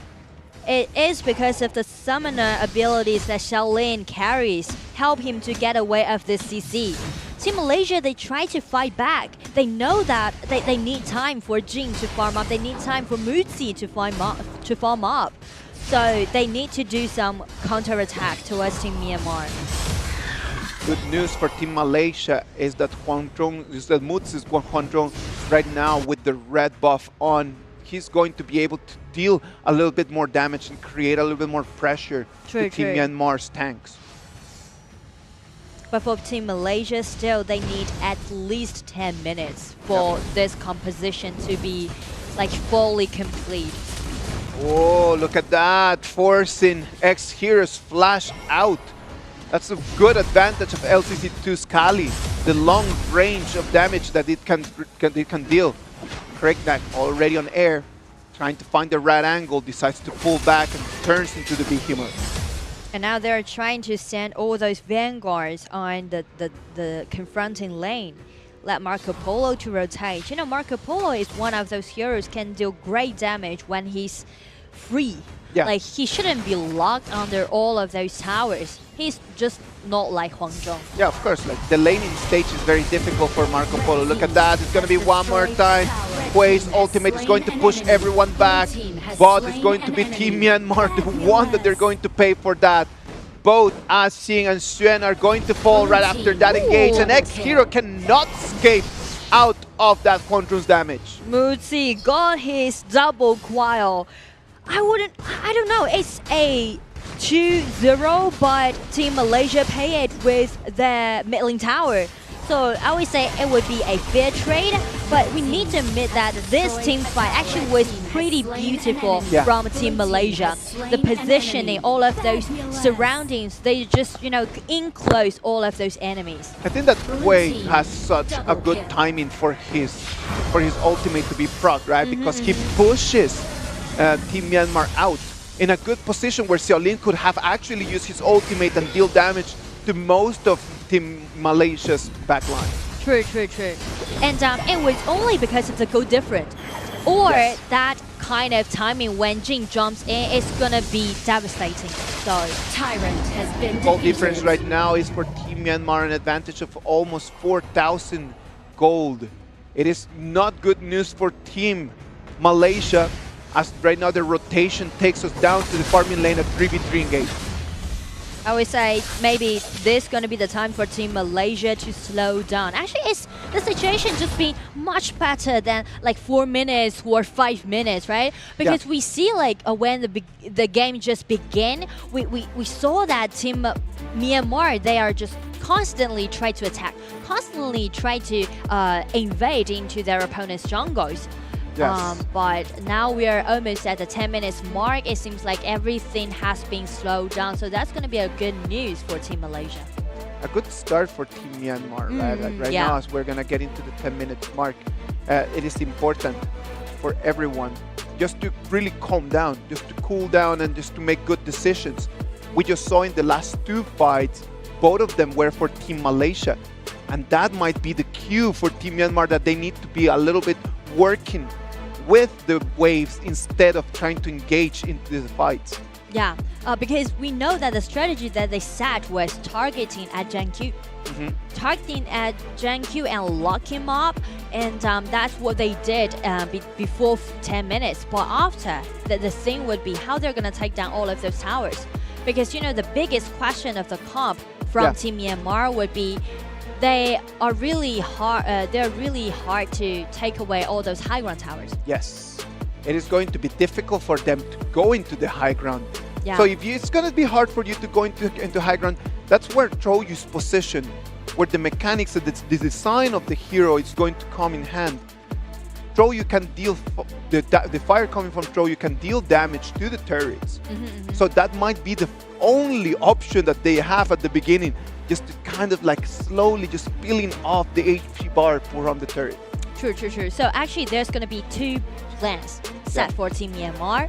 First, they should do some ganks. You know, find some chances that they got numbers advantage, and once they, take one person out of this battlefield from Team Malaysia, will help them to pushing forward.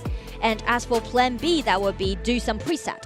Of course. Yeah, for example, you've mentioned about how Zhou Yu can deal great damage to those towers, but the problem is he needs to preset all those fires into the towers, and that brought up another idea that all of those visions should be given to Zhou Yu. The problem in here is this. As Team Myanmar is going to try to put pressure on the high ground, everyone is going to have to move towards it, allowing Drankyu an opportunity just to come in from behind. Yeah, true. It might be the great opportunity for Team Malaysia just to try to hook Team Myanmar to engage, to dip in, and then just for Drankyu to be able just to take the both backliners from Team Myanmar out. Yeah, so actually, that's gonna be a double-edged sword for Team Myanmar and also for Team Malaysia. So actually, we've mentioned about a lot of possibilities that might happen. It's only because we are now at the 10 minutes mark, and because of the composition that Team Malaysia they chose, the longer the time lasting, the better for them.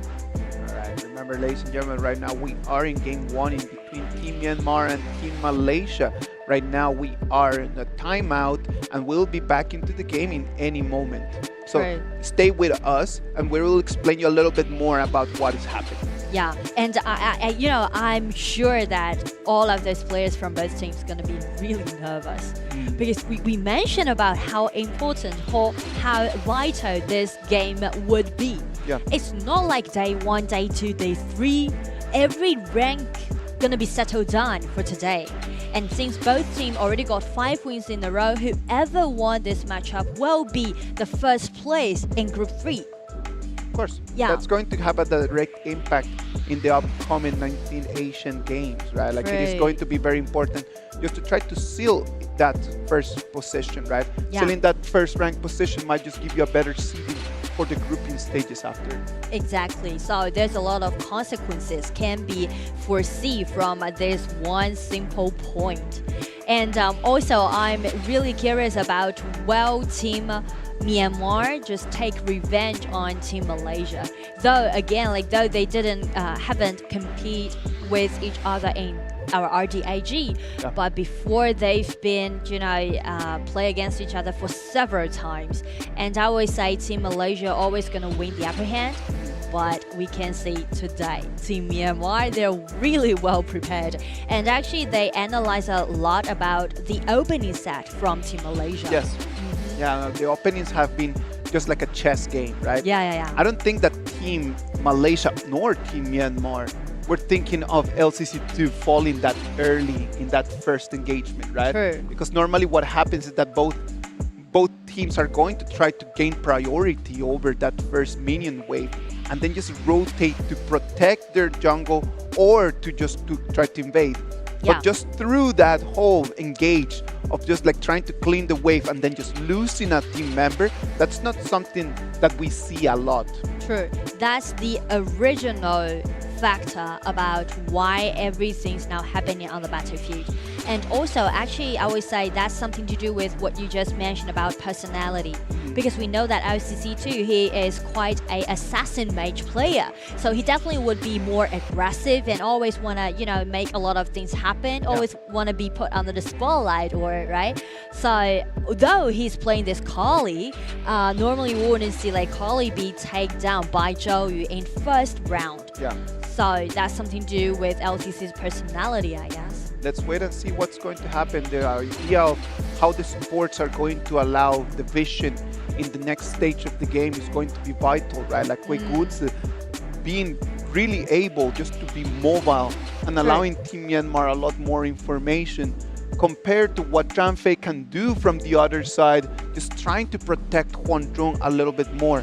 It is true that Huang Zhong, as he farms up, it's going to become a bigger and bigger threat for Team Myanmar. But the way that Marco Polo and Guegutse are not needing to be locked to each other, but they can actually separate and go in different ways, allows Team Myanmar just to be able to hold control of a longer range of the ground. True. So Huang Zhong will be the one for Team Malaysia to rely on. And also you just brought a really interesting topic to the table. That would be the different way for both teams to gain vision. Because like for Team Malaysia, we know that the Zhang Fei, he's just gonna, use his tankiness, try to, stay further, right, and broaden all of those visions for his team. But for Team Myanmar, when they take out this Guegutse, Guegutse is one of those support, though he is not that tanky enough, because of he can just let all of his allies to be invisible when he break out his ultimate. So they're gonna cause them such a great psychological threat. You would be like, will someone be here around me or not? And that somehow just immediately gain you the vision. It's not about tankiness, it's about fear. No, it's completely important just for us to understand the different abilities that different heroes have. On the confronting lane right now, in between what we're seeing that Xiahou doing against Atha combo, right, happening in there, that matchup, that Asing's Atha has been able to take a little bit more of the advantage on that 1v1. Yeah, and one thing maybe it's because we see the opening for both assassins are quite different. Because like usually Atha play against Xiahou Dun won't be like have a upper hand or not. It's basically because we can see the opening set, the positioning. The assassin would always rotate to the confront lane around maybe 2 minutes or half 2 minutes, but because of Jin has been invaded from minute 1. So actually Quickneck arriving at the confronting lane before Jin and caused a great threat towards that Xiahou Dun, force him back. Yeah, of course. These little details and these little mistakes or these little decisions that they're being taken in the first minutes have a very big impact on what's going to happen in the game. Now remember that we are still on a timeout, and then we're going to be back to the game as soon as the referees allow us just to be moving back in there. So stay here online with us. Yeah, it could just get back in any second, so who knows. But you when you said that word mistake, actually I don't want to point my finger on any players, but just sounds like you're going to. Sorry, but due to my own experience, because I've casting the tournament happened between these players, right? So I know that how great Team Malaysia can do for their opening sets. They do have the ability. They are capable to gain the priority to do a lot of things. But it seems to me that for today they are not that ready to compete against Team Myanmar. Okay. It is a very interesting idea, right? I do believe that the coaches and the players, all of them, just before a very important game like this, they try to, number one, do as detailed preparation for the game as possible, but at the same time understanding that whenever that you put too much pressure on yourself, your performance starts to drop. True. So it is a very unique kind of balance that you need to find in between the preparation and just trying to relax and not let the outcome of the game just to have a negative impact on you, more than just being a motivation to try your best against this rival. Yeah, since we're actually, in our RDAG, every players were offline, they're under the spotlight. Yeah. And it might be that few experience about playing those arenas instead of just online. So, the atmosphere, the vibe is totally different. Somehow it might cause pressure on all of those players. And also, like, another point might be, for day 1, day 2, day 3, we still remember it's all clean and neat 2-0. Yeah. So somehow it might lower their guard for Team Malaysia. And, you got several wins in a row. Definitely you're going to sometimes be a little bit that not that cautious. But for Team Myanmar, I would say the coaches definitely play such an important role to remind his players like, okay, you're now playing against the one who defeated you last time, right? So you definitely need to bulk up. You definitely need to try to take a revenge on your opponent. I completely agree. The role of the coaches is going to be a lot more vital in this kind of performance, in these kind of games. Let's talk a little bit about what we have seen in these last 4 days of competition, right? Sure. Everything has been a clear 2-0, which has been a very common outcome since day one up until right now, only with the exception of the victory that Team Myanmar had against Team Thailand by 2-1. Why do you think that everything has just come like that? Well, I would say maybe we need to admit that somehow there's going to be a gap between some teams.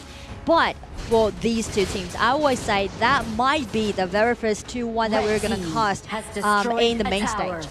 All right. Thank you very much for sharing with us your opinion, right? Like, this is a topic that we might want to go back a little bit more in the future, just to analyze the reasons why we've got having so many 2-0s.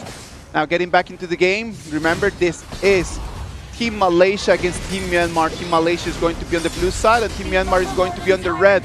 We are at 10 minutes mark, and right now the Dark Behemoth and the Dark Overlord are going to be online. Why, when it happens to the 10 minutes mark, the problem is Team Malaysia, they got numbers advantage to try to attack. Megumi had to use his flash to get out of that little trouble that he got himself on, and that's going to put that ability in a very, very long cooldown. Wow.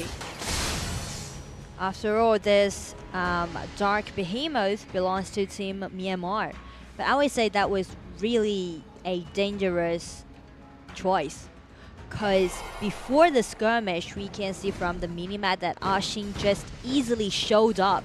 He was exposed from his position, right? Yeah. He was there alone on the confronting lane, so that was the cue for Team Malaysia to, play more aggressively. Rotation to mid lane. Look at that. Right after this timeout, Team Malaysia just deciding to go on a 5-people rotation. Yeah. Taking control of protecting their turrets and not actually falling into the claws of a stronger Team Myanmar right now in terms of items and gold. Again, like for Team Malaysia, Wang Zhong will be the one to rely on. And I would say maybe for to the next 3 or 4 minutes, Team Malaysia will just give up all of those towers, like tier 2 towers. Yeah, they have to. They have to. Right now, it is only 12 minutes. What can you do? Look at that. Huan Zhong uses his ultimate to protect the turret in the mid lane. But then this ability goes in cooldown as the minions are going to come and take the one in confronting lane. Yeah, and the same story is just going to happen to the tier 2 tower in the mid lane. Team Malaysia, first step they're going to do is just give up all those tier 2 towers and try to guard their high ground towers.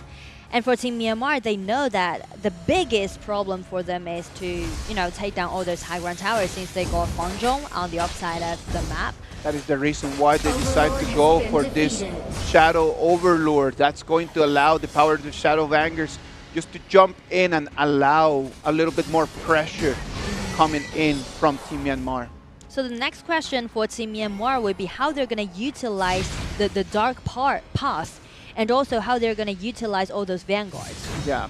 The choice that you're going to have to, on which lane you're going to release the strongest vanguards will decide the way how Team Myanmar want to attack. Oh, look at that. Tank is going to be surrounded by 3 different members. He's going to have to proc his mirror domain. Kreknak comes in, lands on him, and sends him back to base. That would be a really bad news for Team Malaysia, because we mentioned about all of those pivots, but there's going to be a main character that will be the Jing. Yeah, of course. Jing sadly tried to use all his abilities just to try to get out of there, but it was too many members from Team Myanmar surrounding Thank you. 15 seconds still for the power play for Team Myanmar. And right now it's going to be only Huan Zhong. The only option that Team Malaysia is going to have. Huan Zhong and Kali are going to be in charge of trying to keep this team alive. Moods is going to fall. Xuan is going to follow him.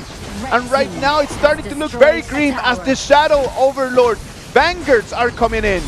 How they're gonna guard their crystal. Jin has nowhere to go, but watching his crystal being taken down by his opponents. Game 1, congratulations to Team Myanmar. Team Myanmar in a very aggressive fashion comes in before and after the timeout just to come in and just completely obliterate their opponent. Yeah, I would say from the very first minute, from the original gank done by both Megumi and X-Hero, helped them to build such a great advantage from minute 1. Yeah. Definitely they are well prepared for today's matchup, and we can see like the constant snowballing strategy. You know, the goal difference was like huge, was significant, and also the thing that they are now targeting at JanQ. Yeah, exactly. Team Malaysia, after the timeout, after we came back in, they had a very clear strategy, right? Like just try to come all together, 5 members, do not allow anyone just to be wandering around. But JanQ is being targeted. He's the one that drops the ball in there. The strategy just breaks in it and allowing Team Myanmar just to use that little mistake and start snowballing everything into the high ground. Yeah, like when games and comes into such an intense situation, any mistake shouldn't be tolerated. Yes. And to be honest, I know that in Malaysia they try to do that 4-1 push. You know, you try to gain more time and environment for Huan Zhong to farm up. But the problem is JanQ was really not that good at his gold. Yes. Right? He don't have enough items, he don't have enough gold, he don't have enough ability help him to get away of those surroundings. So that was a little bit overcommitted for them to, you know, just carelessly to do that 4-1 push. I would say that sometimes when you are put in a position like this, you need to try to play your chances, right? Like you just jump in and any kind of little resource that you can keep yourself and that you can put your hands on, like it's going to be extremely valuable. And JanQ just tried his very best just to come in and try to get a little bit of the gold available. And sadly for him, Team Myanmar just had a target on his back. Yeah. JanQ really had his bad days, I would say. He suffered a lot in the early game. And that's why we said Team Myanmar, it seems like they know their opponents well. They definitely did a lot of homeworks on Team Malaysia's opening set. This one right over here was a vital one. Yeah. It was almost the moment just to allow JanQ to come in and just to take down everyone. Sadly for him, his damage was still not online. He was still lacking a lot in items and gold and did not have the ability just to finish it. Yeah, there was like a 4,000 gold difference, so it's really hard for Team Malaysia try to turn it back by only one single team fight. So again, you know, I didn't expect that this would be such a quick game. Yeah. It haven't been 14 minutes.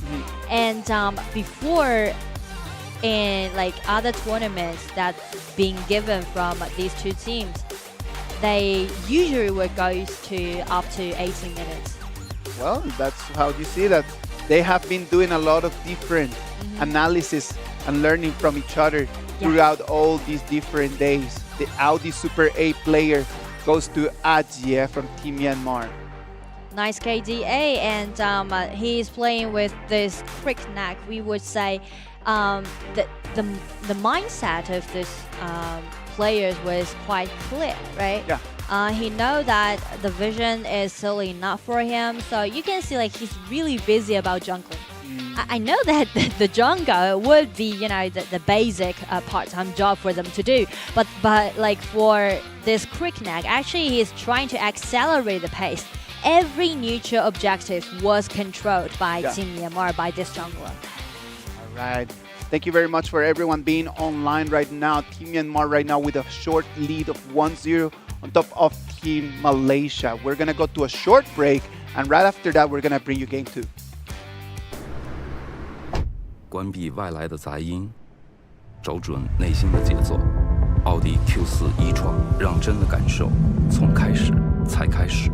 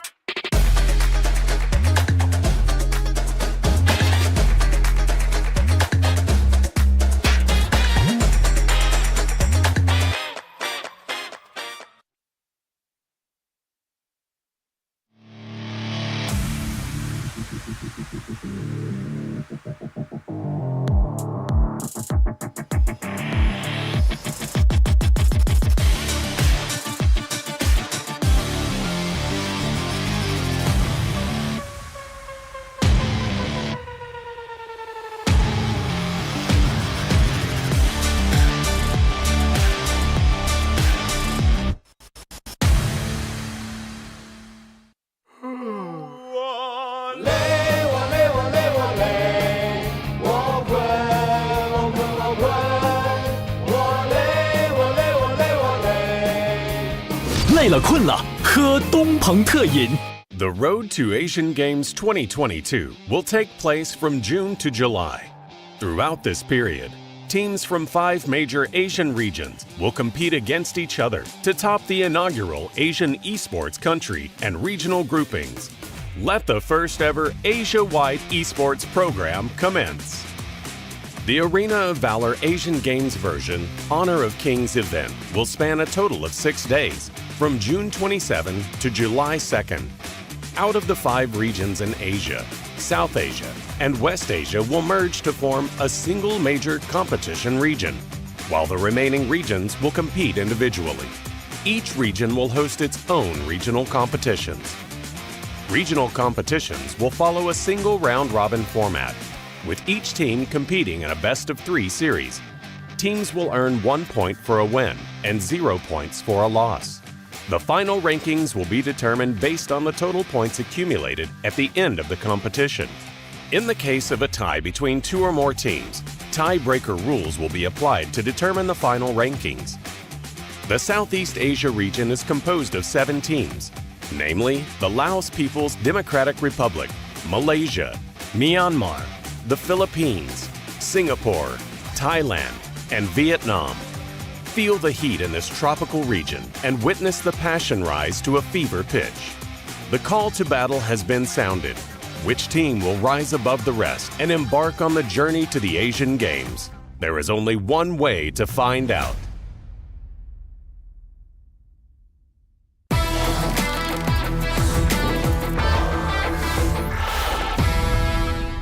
Drop, the turret goes down. Guard coming in from behind. Spaghetti comes in, initiates. Guard is gonna come and is gonna find every single person from Team Vietnam. Guard still on. 712. He's being chased by Ing. It's going to be Shin, the one that is going to flash in. 712 is the last hope for Team Vietnam. It's going to be Team Singapore. Oh, another taken down. It's gonna be Ace. The minions are gonna come in. Yeah, of course, at least with the presence of Troyu, they're going to be able to try to keep those turrets on, but the ultimates come in, start parading on the high ground for Team Philippines. It's going to be only Kabagi and Marino, the ones that they're going to try to clean the way. But they've got targets on their back. It's going to be Team Thailand that come in, the mirror domain. And it seems like Stella tried to steal away this. Yeah, Stella is hiding in it. And now he's in Atom. Now the ultimate has been taken on, and Team Vietnam, they sacrificed themselves, tried to game for this Shadow Overlord, but that was a trap, and Tom, by this team fight, achieved his triple. A good ATA player or a worse ATA player is that when and where you're going to unleash your ultimate. Yeah. And here comes another team fight. We can see Tom, he had a really nice setting. He's chasing him down and God succeeded to take down this Taiwan G. Tom is really good at any kind of the archer, right? 大家好，我是缅甸代表队的托网球，我的游戏 ID 叫 Ace Hero， 我是中路选手。大家好，我是来自老挝代表队的塞海塞友翁。在接下来的采访中，我会用中文进行回复。我的 ID 是阿海，然后在战队中打的是中路位置。Hello, I'm Vachalanantawan from Thailand. My in-game name is Summer. I play top lane. 大家好，我是新加坡代表队的 Amos， 我的游戏名是 Guard， 我在游戏里的位置是打野。Xin chào tất cả mọi người, mình tên là Nguyễn Thị Phương Yên, tên thi đấu của mình là Phương Yên, mình đến từ Việt Nam, vị trí thi đấu chính của mình là trợ thủ. 电子体育对我来说就是我的一切吧，因为我在这个行业待了4年多，我一直很喜欢那种打比赛的感觉。For our team to improve, we always play at night. We took scrims for 6 hours for this game. 我之前参加的比赛都是线上赛，然后这是我第一次参加线下赛，所以会比较紧张，然后也很開心能認識更多選手。I think the highlight in our team is the unity, and we have more experience. Chúng tôi đã chuẩn bị cho cuộc thi này rất nhiều. Chúng tôi luyện tập rất chăm chỉ và tôi tin chắc rằng sẽ có kết quả tốt. 在东南亚赛区里面，我觉得最强的对手是马来西亚，因为之前交过手的时候，我们差点就赢了。这一次我们一定会打赢他们。在我们赛区里，其实强队也不少，但是我们有自信可以拿到第一。I think our team is on average, but we'll do our best to get a higher rank. 我们还是很有信心在这个小组拿到第1名的，来挑战我们吧。RDAG, chúng tôi đã tới và sẽ chiến đấu hết mình. RDAG, พวกเรากำลังมา We're back live here. This is Road to Asian Games 2022 Arena of Valor Asian Games version competition. This is me, Isaac Peña. This is me, I'm Isha, you can just call me Nora. So now it's gonna be game 2, right? Yeah. And we can see Team Myanmar, they already reached the match point. From the pre-interview, we can see the interview by X-Hero, the mid laner from Team Myanmar. He said like he thought the most competitive team definitely would be Team Malaysia, and he said like we were so close to that victory from the last time when they play against Team Malaysia. It was so close, so they have the confidence that they definitely gonna win against Team Malaysia in our RDAG. Yes, right now, sadly for Team Malaysia, they just lost their first game in this whole 4 days, right? Like they have been undefeated up until right now. And right now it's going to be Team Myanmar, the one that have the lead. If they win one more, then we're going to finish this in 2 games. But I know that you really think that we're going to make it all the way to 3, as we were talking before the game. So. Yeah, because I know that these 2 teams actually they're quite even.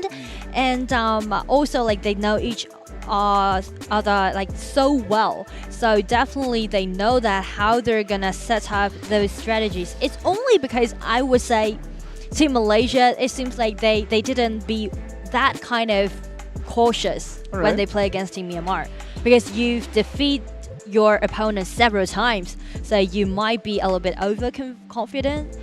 But this time, I would say it's going to be different, because you know from game 1 it was sort of quick game. Yeah. So I would say that just let Team Malaysia to tighter their strength and just settle down, and for them they definitely want to gain 1 game back.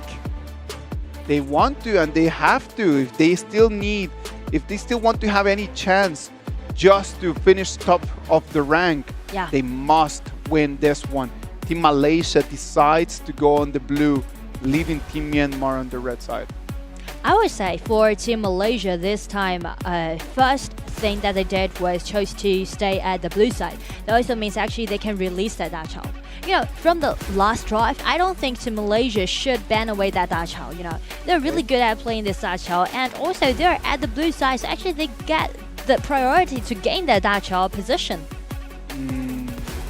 Right now, with Kaiser and Liu being taken away, I can see that this right now, this BP is just an identical copy from the first round BP, right? Yeah. Right now, Team Malaysia is going to ban Kung Sun Lee. Well, they decide to ban Tachao. Let's see if Team Myanmar is going to allow Kung Sun Lee for Team Malaysia. I would say maybe Team Myanmar, they're just gonna stay the same. So exactly the same. Exactly the same. So will the first choice be changed? Will it be Huangjun again? I would say I really like this Huangjun choice, but the problem is it seems like Team Malaysia, they're not ready to play around Mutsi. Actually, Mutsi was there alone, he himself, right, at the farming lane, because they were disrupted, they were distracted by their jungler. So this time, I would say they tried to flex this Xiaohodun pick to build up quite a solid composition to let the jungler just play a tank. And then we can see Asin choosing his Atta that performed really well in the previous game. Let's see if right now their option is going to be Krignar the same, but they go decide with Zhou Yu. Zhou Yu, a really solid chance. You know, it just reminds me of the phrase that you said, you know. If you didn't break it, what was that again? You don't need to fix it. If it's not broken, you don't need to fix it. Yeah, exactly. So after they did such a really nice opening and a quick game, I would say Team Myanmar, they're just going to stay the same. Yeah, let's wait and see. Right now, everything is looking very similar. Right now, we start with the first one. There's going to be different. It's going to be Xiao Xiao for LCC2. Had a little bit of a trouble with Kali in the previous game, and right now that's Xiao Xiao option. Might allow him to be a bit more aggressive. True, and that's something to do with LCC's own playing style, right? He's an assassin player, so Xiao Qiao would be more stable. But the difference from Kali and Xiao Qiao would be like, Xiao Qiao would be more vulnerable than Kali. Yeah. And also, he definitely wouldn't gain the priority to clean up all those minion waves against Zhou Yu. It's much more slower. And that's going to be one of the things that LCC2 really needs to pay attention to. Something for them to think about, right? LCC2 Xiao Qiao might have a shorter range, a shorter reach compared to what he had before, putting him in a little bit more of a dangerous position. Yeah. They decide to go with Xiaohodun as their jungler and Mulan as the top laner. Yeah, I really like this Mulan pick. You know, I've been waiting such a long time for him to play those kind of warriors, you know. Yep. So I would say Team Malaysia, actually they changed their strategies. They know that Zhang Q, maybe, you know, the mentality has been influenced a little bit, right? Because he suffered a lot from game 1. So this time they try to flex him to play a tank. Instead, let Shen to be the one to carry the team. Let's wait and see. Right now, what I am a little bit worried about Team Malaysia is they do not have the tankiness that they could have if it would have been Xiaohodun with a different tank on top, right? Having Xiaohodun as the jungler and Mulan on top might not allow them enough damage in terms of team fights. Well, you know, like one thing worth mentioning is that Shen's Mulan is totally different. Okay. You know, because I saw him playing Guan Yu or Mulan before, it was really good. Let's just, you know, wait and see. Let us wait and see. This is going to be game 2. If Team Myanmar takes the victory in here, then they're going to take that last 1 point that they need to, for the first time in this tournament, climb all the way to the top of the rank. Team Myanmar, they stay exactly the same composition, and the opening setting is exactly the same. Everything is exactly the same. Now, right now, the rotation comes into the blue buff area. It seems like they just, you know, repeat what they did from game 1. And it works. It does work, but right now it's going to be Trankyo and Xiaohodun, different than previous game when it was on Jing. Yeah. Asin just walking around. He's going to be surrounded by 2 members of Team Malaysia and still doesn't want to push back. I would say for Team Malaysia, they need to wait until upgrade to level 4. Because before all of those ultimates are available, Team Malaysia is really weak in the early game. It's only about the tankiness help them to, you know, just guard all of those jungles. But they're not be able to contest Team Myanmar's comp in the early game. I am really worried about the amounts of damage coming in from Team Malaysia. It might not be enough. It really might not be enough. It's going to depend a lot on the items and Mutsi's position. Right now, the spotlight is going to turn into Mutsu very early in the game. Look at that. Xuan is going to be a 3 against 1. He's going to have to flash nice away. flash. Stun. Being taken extremely low. The damage is not lethal. Tranquil comes in to support. That was such a tight synergy that we can see from Team Myanmar. Like all those timings, right? The vision that Ashin gives, like the pre-damage that Ajie did, and also the flash for Megumi tried to chase down that Xuan. Every single CC has been completed right on time. They knew that Tranquil was still not on level 4, and that allows them to be a little bit more brave as stepping in. Yeah, but things won't be that easy compared to what they did for Game 1. Yeah. Since they, like Team Malaysia chose to flex this Xiaohoudun to play a tank jungler. Let's wait and see. Xiaolin chopping in on Hui's. For Team Myanmar, the strategy would be totally different compared to Game 1. Actually, instead of keep invading the opponent's jungles, instead they would do more ganks on Xuan, right, this Mulan. And also, they need to prioritize Xiaolin's Marco Polo, because Marco Polo would be the only person to deal true damage to Team Malaysia's comp. Right now, there's still not a very big advantage. It's just a 400 gold advantage for Team Malaysia right now that are working a little bit better in terms of their rotations, right? Megumi is not being that free as it was in the previous game as well.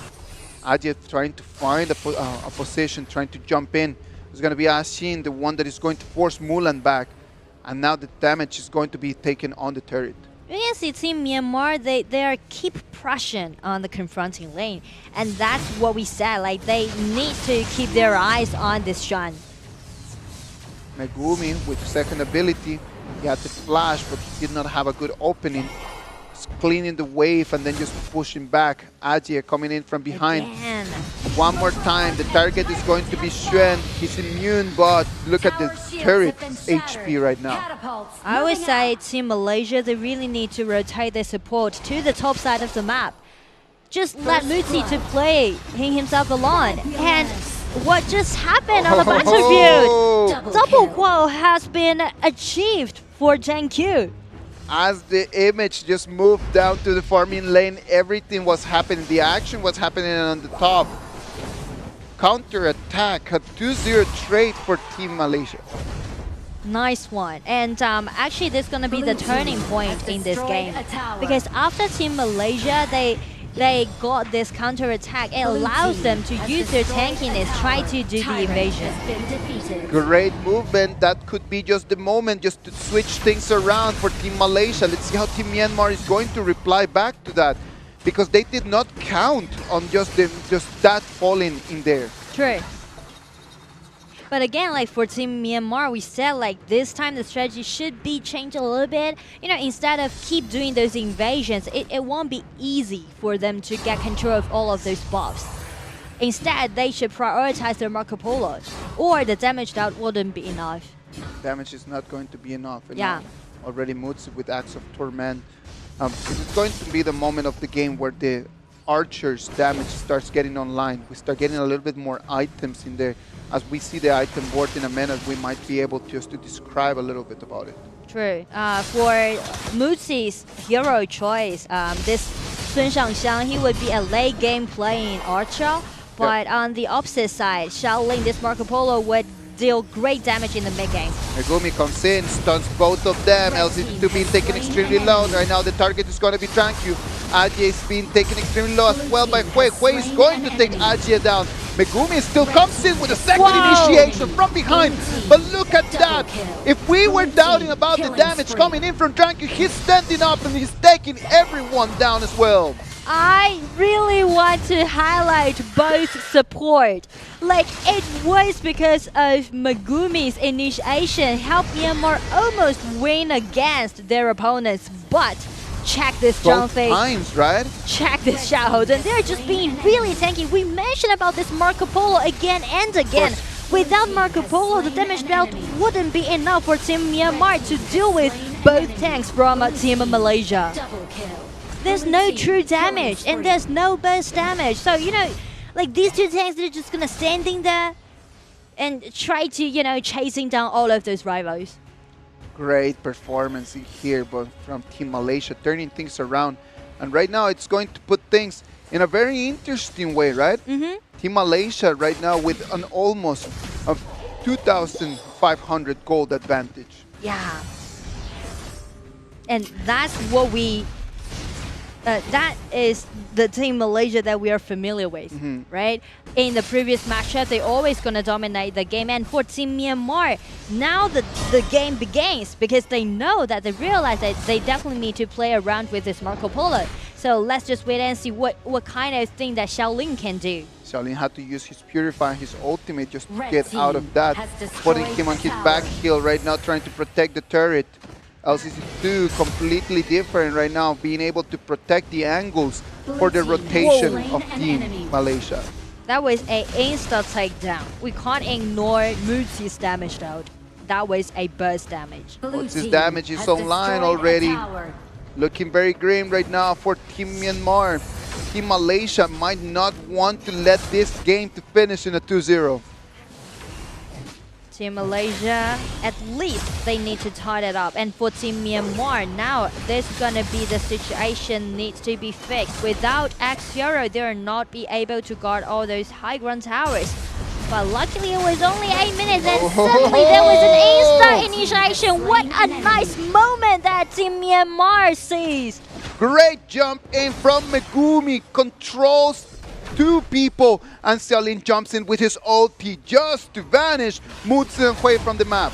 I do love the way that how Megumi is playing with this Guiguzi every single initiation, every time. He's gonna be the one being put under the spotlight again, like he's coming from the rear and try to threat them, try to force all of the rivals to trick back. Very well done from Megumi right now. It might be the moment for Team Myanmar to start to make better decisions. Look at that. The ulti comes in from Tranfei. Asin is being taken extremely low. Look at Mulan coming in from behind. Xiaolin is trying to run away. But Shred is going to put a target on his back and is going to send him back home. Another silence. He can even chase for further takedowns. Another counter-attack that we saw from Team Malaysia. Now things are getting interesting. Now this is gonna be more and more intense. When we were thinking that Team Myanmar had an opportunity, a little bit sight of hope just to turn things around, Team Myanmar comes in and shuts the door on their faces. Oh, a lot of back and forths can be seen right now on the battlefield. And you see like how great Shen is by playing this Mulan. Like he's really an assassin player. And you know, like in his own hero pose, he can play Guan Yu well, right? Yep. And he's really good at seizing all those timings and position. I gotta admit that at the beginning I was not a very big fan of this Mulan and Xiaohotun combo, but it seems like in terms of what Team Malaysia is looking for, it's working perfectly. Like if we just cover the name of Blue Side, we would say, yeah, it's kind of risky to choose such composition. But maybe it's because of their experience, and Team Malaysia, after training, they know that this kind of comp would be suitable. So they after like their opponents got the match point, they go for this risky one. There's nothing to lose, right? There's nothing to lose. Play like there's no tomorrow. But it's not the end. I would say this is going to be an even game.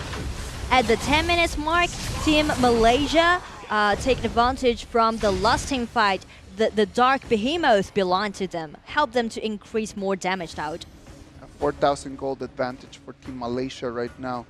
We can see that everyone is just trying to control a little bit of the vision. Look at that. Immune. Mulan comes in. He's going to be surrounded by 3, but Team Malaysia comes into the rescue. Xiaolin in a very horrible position. He uses his Purify to try to romp out. He jumps in with his ulti, but it's not going to be enough damage. Muzi is still standing, comes in, takes it a 3-2 trade for Team Malaysia.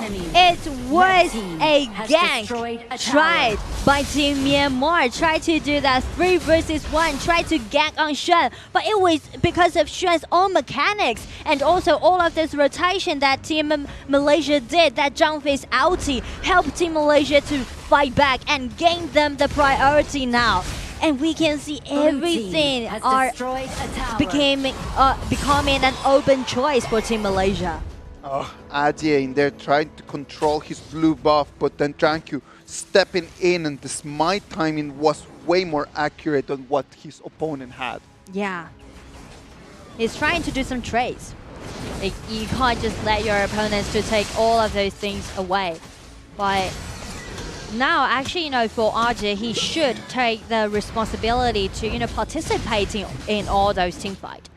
It's totally not enough. We can see like the timing for shelling his Marco Polo was quite decent. Mulan has been taken down. Such Mulan a nice taken pre-set. down. Ajay's been slowed as well. Mulan wanted to try to find a bush where she could ambush someone else, but then found out a Xiaolina Megumi combo, and the hunter became the hunted. It's really interesting, and it was a really nice setup, right?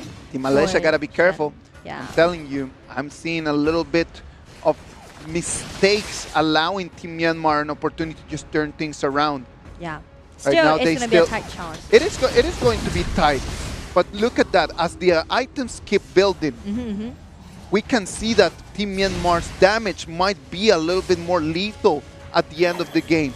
As long as Ajay can find a good opening on Mutsu, like, this should be for Team Myanmar. Yeah, like the winning plan for both teams are totally different. Oh! This crucial still away done by Ashin. That was unexpected. Ashin comes in to the rescue, stands up, and then allows Team Myanmar a little bit more room to breathe. Yeah. Now they control the Dark Overlord, and then the Vanguards might be able to win a little bit more time for them. It's not only about those buffs that Team Myanmar would have in the next few minutes, it's more about those Vanguards. Because, the shortage of Team Malaysia's comp would be, it's really hard for them to clean up all those Vanguards. Yeah. Those minions, those Vanguards going to be the great threat towards Team Malaysia. So that was unexpected. I didn't expect that Ashin could use that smite to just reclaim the Dark Overlord. He comes in and he's just very confident with his mechanics. Yeah. Keeps an eye on the HP bar of the Overlord, and in the right moment just procs his smite and takes the kill. The calculation. So, that actually just showed like what just worried you actually happened, right? Yeah, of course. Not enough damage. Not enough damage coming in. Everything's going to depend a lot on Xuan's positioning. But Megumi's ultimate is going to allow extra vision of where the opponents are. Yeah, the psychological vision game we mentioned before. Try to gain the priority. Everyone just been coming in. Here comes Megumi, but he just been blown away by way. Look at that! Ajay jumps in, takes one down, but Mutsu's still standing. As long as Mutsu's on, Team Malaysia is on. Because they know that Mutsu is already be fully decked out, and the burst damage that Sun Shangshan can did would be devastating. Splendor allowed LCC2 to stand a little bit longer, but it was not enough. Right now, what I am really worried in here is that for the next 10 seconds, there is an advantage coming in from Team Malaysia. And the Vanguard's already gone. There is nothing right now that could stop them from putting a little bit more pressure. Look at that. They come in without even Check the minions. mini-map. Check the mini-map. They're trying to sneak into They're their opponent's bush. They're too scattered. They are too scattered. Yeah. And I would say it would be really risky for them because that was a 2 versus 5, right? they should be more careful for Team Myanmar. Actually, you know, it should be a teamwork. Yeah. It should be like 5 versus 5 because the shortage of Team Myanmar's comp would be only 1 chances would be given to this comp. Of course. All of those ultis, all of those combos, if they did enough burst damage, then the victory is going to go for Team Myanmar. But on the opposite side, we would say Team Malaysia, they go for a much easy comp. The only thing that they would do would be play around Musi. Oh, look at that, Megumi and Asing stunned in there. Megumi tries to come in, he's going to use his ult, Purified, and then Musi puts him down. Look at that, Shen with Mulan coming in from behind, but it's gonna be Xiaolin jumps in one more time. It's not enough damage, and right now it's going to be Team Malaysia cleaning the way. Only Aji and X-Hero, they hope to keep this game for a little bit longer. And Muzi, he is playing such a great performance, and from this team fight he got his triple. Now everything just being so green for Team Malaysia. They should only just play around this Muji and treat him well and just build up such a comfortable setup for them to close out the game. Everyone just aiming at X-Hero. Splendor has been activated. He has escaped away from the surroundings, and even more is that he's using his second ability and clean up all those minions.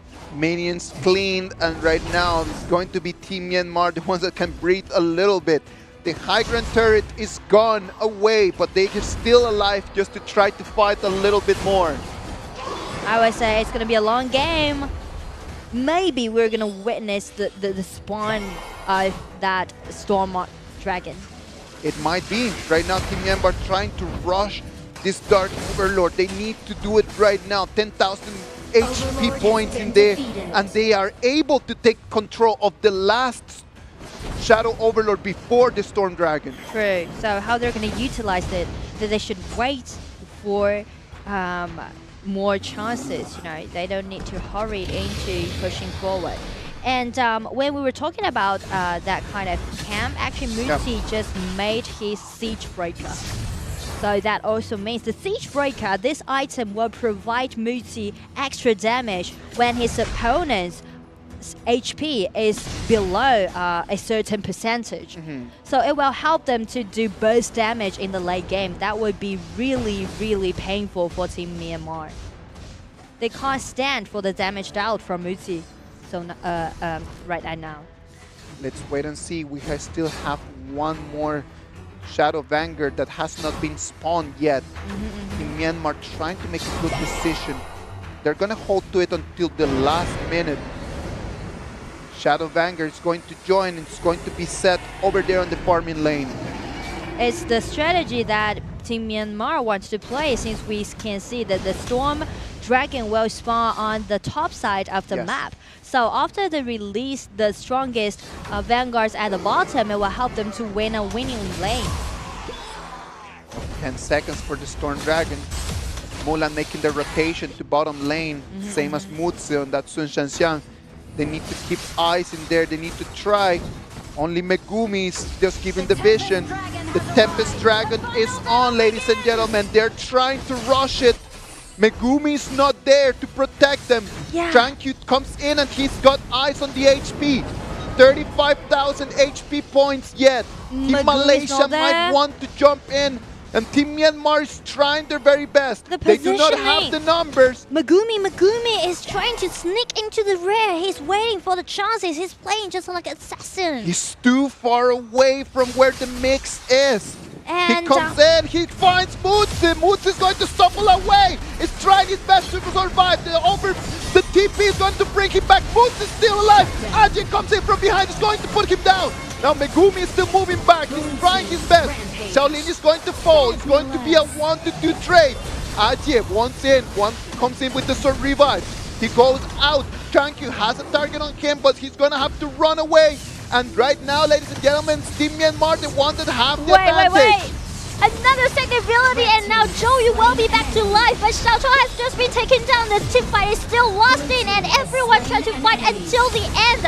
Here comes this Shen again, flash in, and another light sword try to lock down this Megumi, but there's no damage down. Here comes Quick Knock again. He swooped down and tried to do the burst damage on this Mulan. Mulan back to life again. The team fight is still lost in. Another mark and try to swoop down again, and everyone just trying to fight this JQ, but JQ is tanky enough. He's just being unstoppable, and he even tosses his chain. Escape away from this team fight.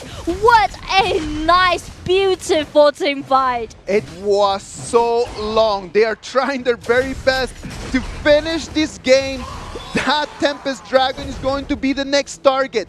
We thought in the moment that Mutsi left the fight that it was going to be for Team Myanmar, but immediately right after that, Xiaolin followed him, and it was an open season for everyone. I would just put it in this way, you know, from the first round in this team fight, the first phase, actually that was a Ultra trade. And after the team fight has been complete, both Ultra back to life. Look at that. 15-16, Megumi comes in, he doesn't have a flash! Three people! Xiaolin comes in, it's going to be Junkie, the one that is going to take it. Megumi with the initiation, but it's going to be Team Malaysia, the one that's going to take the Tempest Dragon. Godlike goes to Janku. Right now it's going to be one more person that's going to fall, it's going to be Aji. Asina Megumi, the only ones that they're going to stay. Right Team now we Malaysia. have Super Minion coming in from the mid lane. Let's wait and see. Team Malaysia is going to be a 5 against 2. It looks dark for Team Myanmar. Let's wait and see if they can do something. Team the Super Malaysia. Minion comes in. Megumi with the second ability. They do not have the damage. She's going to fall. Right now it's going to be Asin, the one that falls as well. And the Crystal's going to follow. 1-1, ladies and gentlemen. Congratulations to Team Malaysia. Team Malaysia, the last big team fight. They achieved an ace against their opponents. What a wonderful performance. I really enjoyed this game because we can see a lot of back and forths happening on the battlefield and a lot of pivots, you know, every single second. It seems like all of those players on this arena, they're really into this game, and they're just, you know, dedicated themselves into the game and try to gain that precious 1 point for their own team. The one player that stood up and stood tall from Team Malaysia was the one player that in the first game did not have such a great performance. And that was Janku. Janku comes in and it just completely took control of the whole team. Now, on that position with that Xiahou, he showed us with the itemization, the choice of items, how he was not only tanky enough, but he was able to deal enough damage. Exactly, and we can see like when he was playing with this Xiahou, he is just being really brave, you know. He's just playing just like a tank and just build up all of those visions, and also like we can see those CC, those soft CC or hard CC completed by Team Malaysia. That was really tight. It was very, very nice fight to watch right over there close to where the Tempest Dragon was, right? Yeah. We thought that the action was already done in the moment that Mutsu fell, but then after that, when the archers were gone, it came down to the junglers. And in that crit deck against Xiahou was always taking the advantage. Yeah, it's because of the passive that this hero has, that Xiahou has, help him to, you know, gain more HP recovery when his HP is below certain percentage, and also help him to gain more armor and magic defense, you know. So that will make him to be even more tankier in the late game. We can see, actually, you can see like in the late game when it comes to like 20 minutes mark, the Zhang Fei and also like the Xiahou, they just build up such a solid front liners, and everyone just playing around with this Mutsi, right? With Lady Sun, with this Sun Shangxiang. So I would say the comp was easier for Team Malaysia to execute when it goes to late game. Yes, exactly. We can see from the whole game, it was just like full of a lot of fights, first of all, yeah, and a lot of different kinds of energy. Yeah, I love the way how both teams wanted just to. Well, Team Myanmar wanted to finish this in a 2-0, and how Team Malaysia did not allow them just to carry that plan around. Love it. I can even feel the tense in the air right now.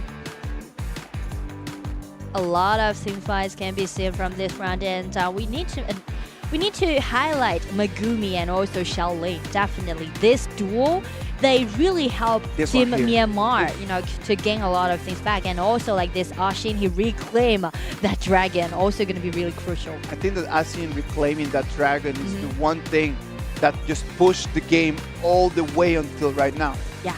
Right? Like if the dragon, if the Overlord would have been for Team Malaysia there, probably the game would have taken a completely different turn. Maybe it will be closed out by Team Malaysia in quite a short time. And the last team fight was really nice. So it comes to tie. What gives Team Malaysia the victory over that last team fight is the fact that the real damage coming in from the buff, from the Tempest Dragon, just is something that you need to analyze and just factor in, right? Yeah. Just like they control the Tempest Dragon, and then as everyone is all together, that's going to magnify the buff coming in from the Tempest Dragon. And also the buff that you're going to be granted by this Tempest Dragon will help you to deal true damage upon your opponent. So that's going to be really essential. And this time our Audi Super A player goes to Jiankyu. Malaysia's Jiankyu with a 6-0 and 15 in the KDA.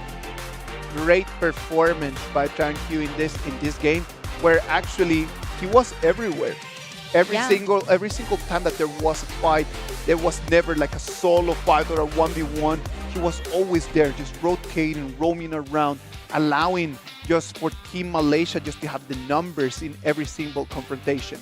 Yeah, so I would say now it comes to a tie.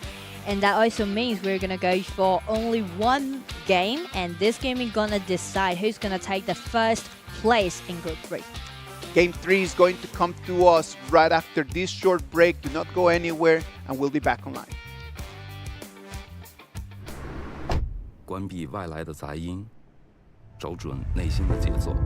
奥迪 Q4 一创，让真的感受从开始才开始。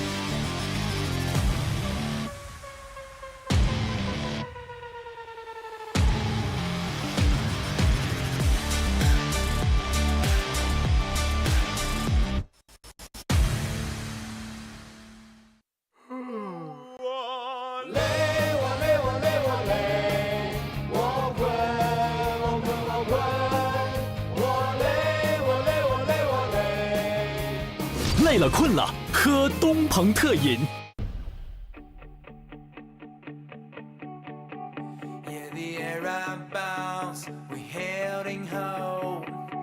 It's allowed, but we can't handle here and now. We're so close to home. If you're ready now, the universe, it's a electric new era. We're blooming here. I sing it out. Getting closer while we're stronger. The singer era side by bars. No, we will never be alone. Where we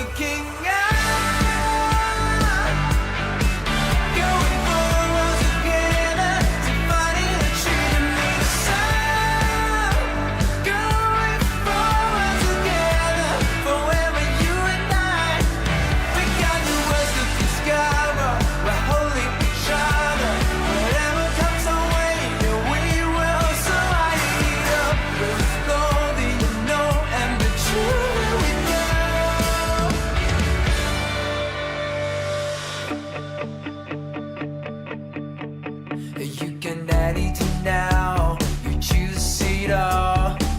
It's contagious, you and I are tuning in.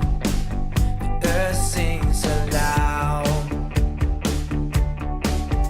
Getting closer while we're stronger. This sing the era tie by bars. No, we will never be alone. We're waking up,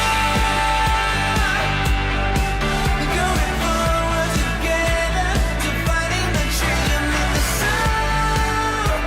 Going forward together, forever you and I. We got new world to discover. We're holding each other. Whatever comes our way, yeah, we will survive it all. It's more than you know and the truth that we know.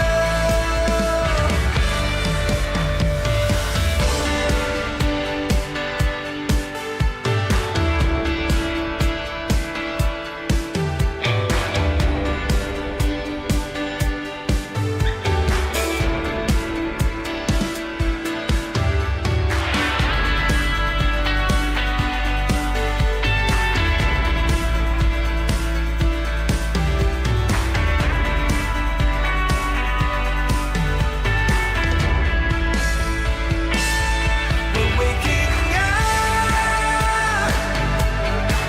going forward together, finding the freedom in the sun.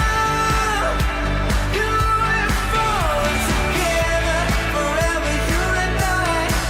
We got new world to discover. We're holding each other. Whatever comes our way, yeah, we will survive it all. We're slowly, you know, and the truth that we know.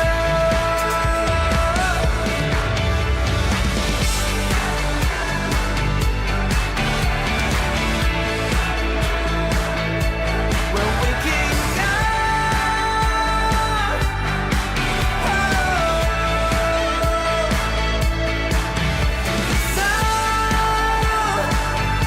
The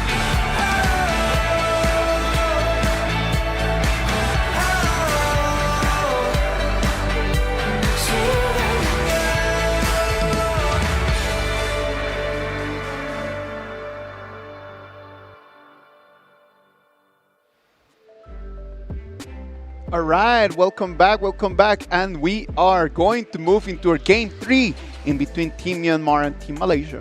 Yeah, and it's really nice to see these two teams play against each other. And also, this would be the very first tie that we caused, right, on the main stage.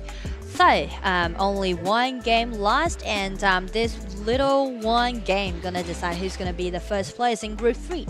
And again, our results of the competition will determine the seeding of the draw in 19th Asian Games, Hangzhou 2022.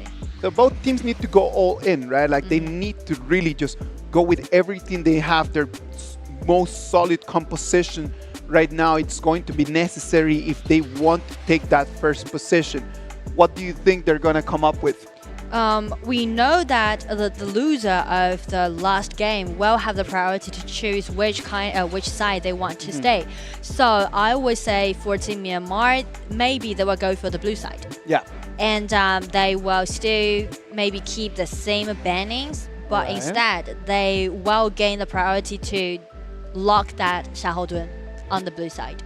Okay, so you think that they might want to just go with that Xiaohodun. Do you think that Xiaohodun would be more of a jungler Xiaohodun or more like a warrior tank on top lane kind of Xiaohodun?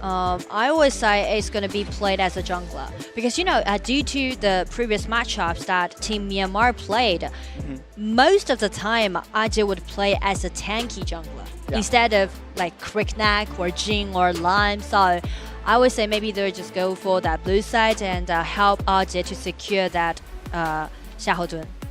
Whoa, okay, they are on the red side, so that also means Xiaohodun is solely available for Team Malaysia.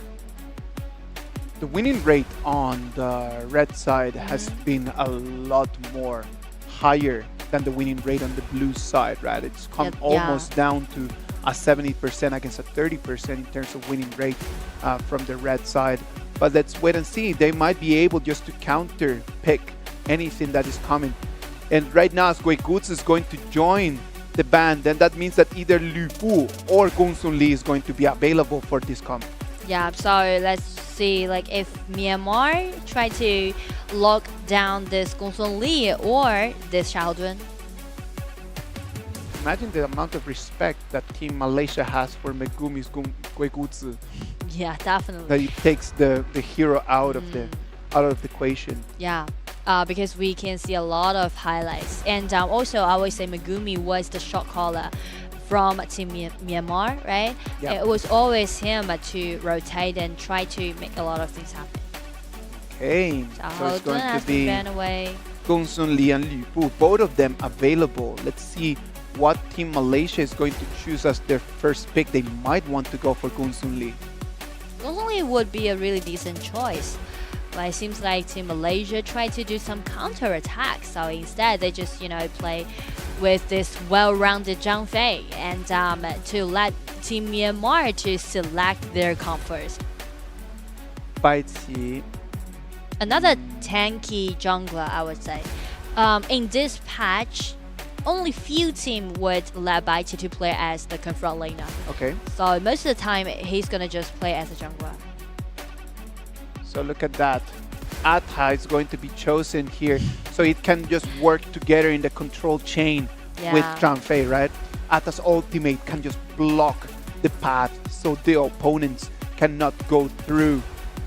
True. Follow that with Zhang Fei's wall blood. It might be the key that they need for the burst damage to jump in. Yeah, Who's going to be crazy dealing scene. that burst damage? I would say maybe they're gonna go for Marco Polo again for Team Myanmar, or it's gonna be really hard for them to deal such a tankiness comp from Team Malaysia. But I do like the draft that Team Malaysia is doing right now, because we know that Megumi plays such an important role from Team Myanmar. So first they ban away this Guguzi, and then they grab this Atta away. Won't let you to do that. Lubong number 7. Well, we mentioned about how they're gonna deal with those tankies from Team Malaysia. Lubong number 7 is a great archer to do those damage on tanks, since his passive allow him to do those damage in percentage instead of those basic attack. But the problem is Lubong number 7 is immobile. So who's gonna protect him? Lambert is one of those heroes well play aggressively. He's more like doing initiations than protect his archer. Wukong? Well, I was expecting that Wukong might show up, because in the previous matchups that Team Myanmar played in RDAG, Ashin is really favored of this Wukong. Yes, exactly. He has mentioned a lot of times how the ability for Wukong just to ambush and use the burst damage just to destroy backlaners is something that makes him a very good pick for top lane, when actually Wukong is one of the heroes that we would expect to be seen in the jungle. Yeah, usually it would be played as a jungler. So actually I was so surprised when I saw Ashin play with this Wukong first time on the confronting lane. But I know that due to his own understanding, he said like Wukong is the strongest hero on the confronting lane in this patch. Like he held his perspectives upon this hero. So I'm really excited to see like how he's gonna play with this hero, because Wukong really relies a lot on items to build up those critical damage, help him to do those burst damage. Let's wait and see what the Wukong can do there, right? Like from the previous matches that I've watched from Ashin playing on that hero, he literally just waits in the bush just to come in, find the core member from the opponent team, and then just make him vanish from the map. True. Let's wait and see what he can do, right? Like there are very few members from the other team that might be vulnerable to this strat. Only Xiao Xiao and Huanzhong. So the Splendor for LCC2 will be made earlier than like random games to help him get avoid of Ashin's Wukong, right? Yeah. game 3, this point, right? This game 3, actually it matters a lot, and I didn't expect that both teams gonna go for those kind of like risky composition. So somehow it shows that they're really confident with their own mechanics. Something interesting for us to see is the fact that Tranquil decided to go with Ata. Yeah. For the jungler. For the jungler, right? That's going to put Ata in a completely different position to what we have seen in this tournament, right? Yeah. Like we've seen Ata being there paired with a tankier jungler, but not Ata in the jungling position with a warrior option. Both composition are actually be built up by one tanky jungler and one warrior. So that's the similarity that these comps shared. And actually we can see Team Myanmar try to prioritize their farming lane a lot, and Team Malaysia try to do some ganks. X-Hero had to use his flash to get out of that little biscuit that he got himself in. One more time, look at that. Baichi comes in with Wukong cleaning the wave quickly, and look at the rotation after that.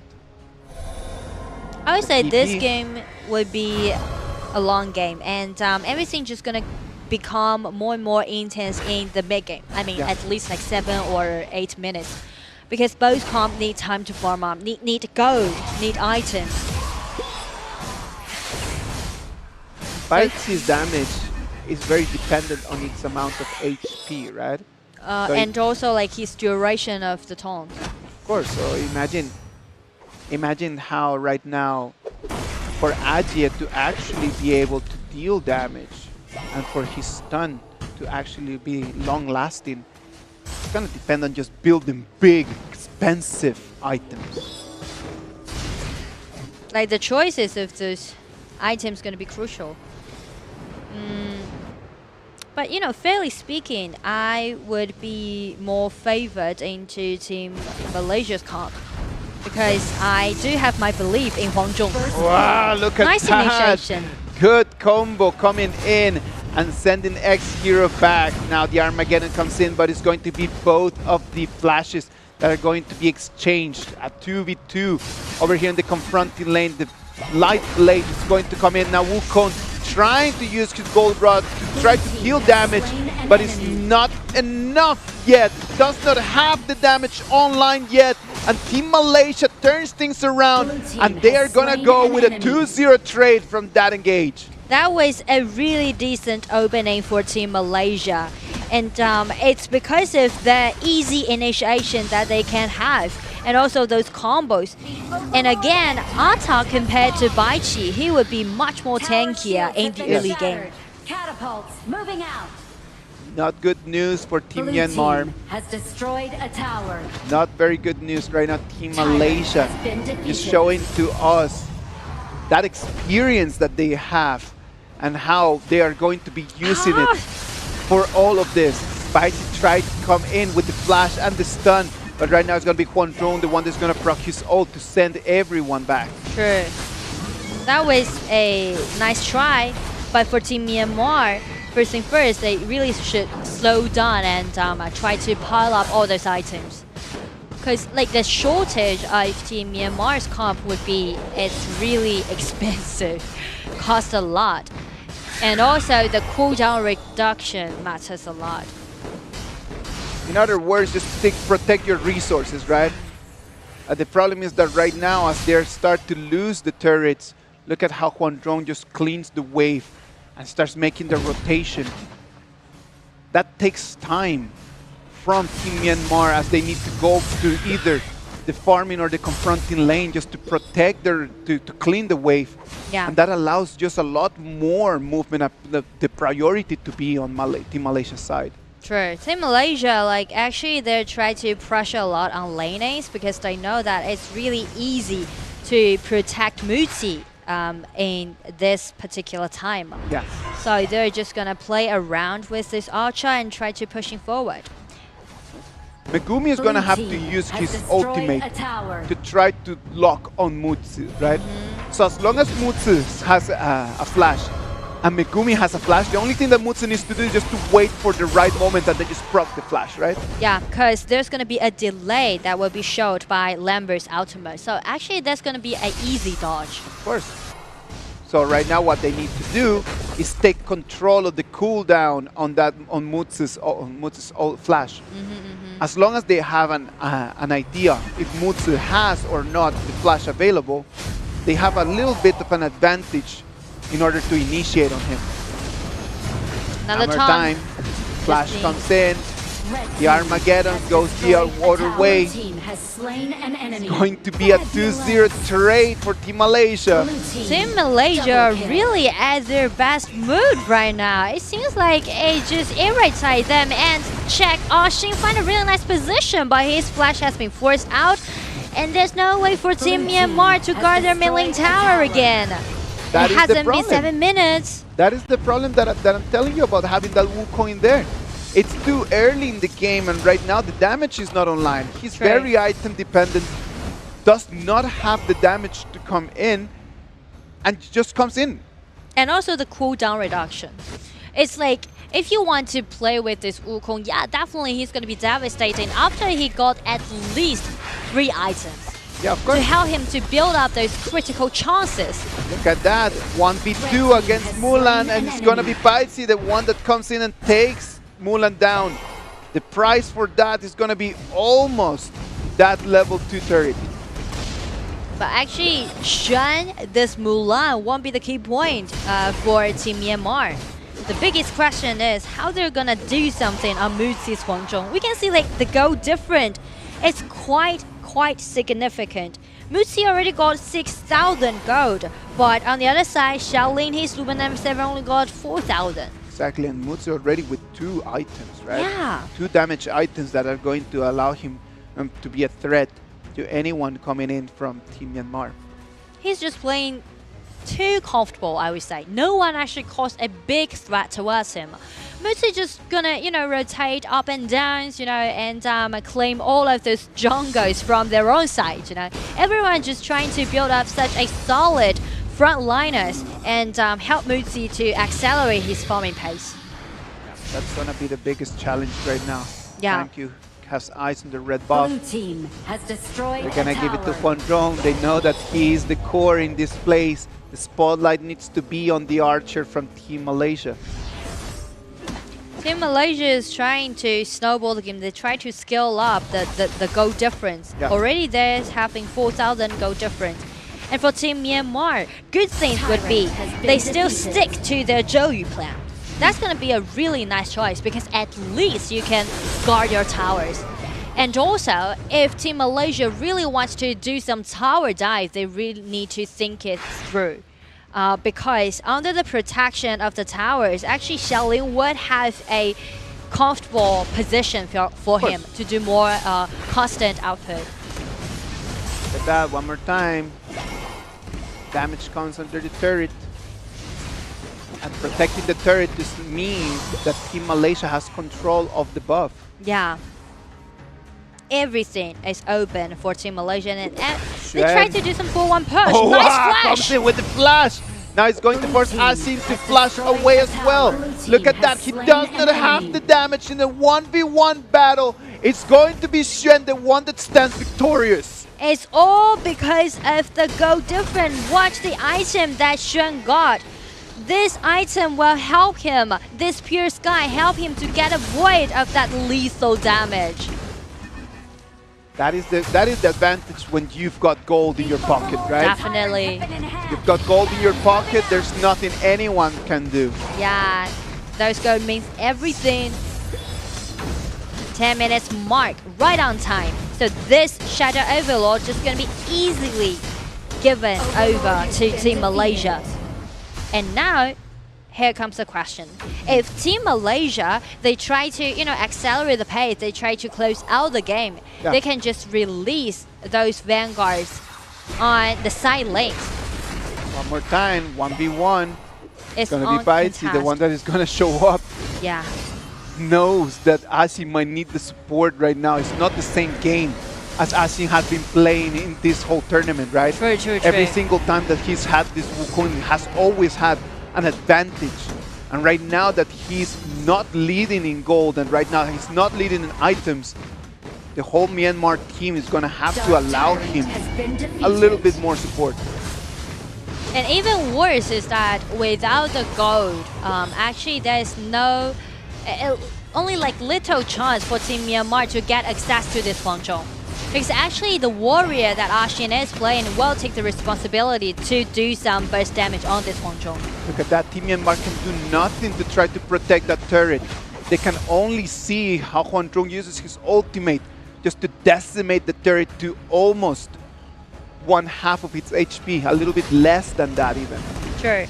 So the action that Team Myanmar is trying to do right now is giving up all those tier 2 towers and trying to clean up all those minion waves, but that's totally not enough because how they're gonna deal with this Huangzhong would be the crucial one. One more time, Huangzhong comes in with the damage. Baiji's gonna have to ult his way out of the battlefield. Team Myanmar is trying to buy more time for themselves, but it's still not enough because the gold difference is quite significant. 7,000 gold lead goes over to Team Malaysia. So it's only 12 minutes of the game. Yeah. Like even if you are going to allow yourself just to buy a little bit of time, time for what? The minions come in, Huangzhong one more time with the ulti, forces everyone to go back. The turret is going to fall, and it's just a matter of time. True. Just for the mid lane and farming lane high ground turrets just to follow through as well. It's really a tough time for Team Myanmar right now because they know that the gold difference led them really hard to counterattack, and now it seems like Xiaoli has a really decent position. He dodged a lot of damage out, and they lost no one and did it for a 0-2 trade. That's going to be a chance. And here Ashin comes in, flash in, got another takedown right on Mutsi. What we were 0-3 talking trade. about, look at that. Right now it's going to be Team Myanmar, the ones that they're going to try their very best to make anything happen out of this little mistake from Team Malaysia. Love it. We mentioned about how hazard it would be for Team Malaysia to do those tower dives. Exactly. Why do they jump in there?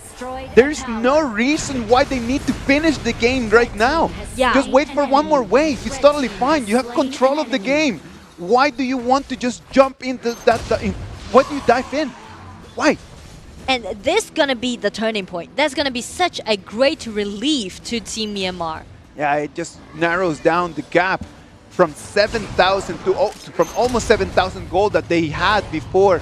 Right now it narrows to only 4,000. True. And it's totally acceptable because like we mentioned about the crucial items that Wukong needs. Yeah. He already got it, like the Shadow Reaper, the blade, and for him the critical damage is totally enough. Let's wait and see. Right now, Wukong's damage is online. It took him a little while, but right now I see him with 9,300 gold. He is actually a threat for the other team. Team Malaysia had the game in their hands, and right now, because of that little mistake, we might have a game on one more time. Yeah. Again, that's going to be the turning point.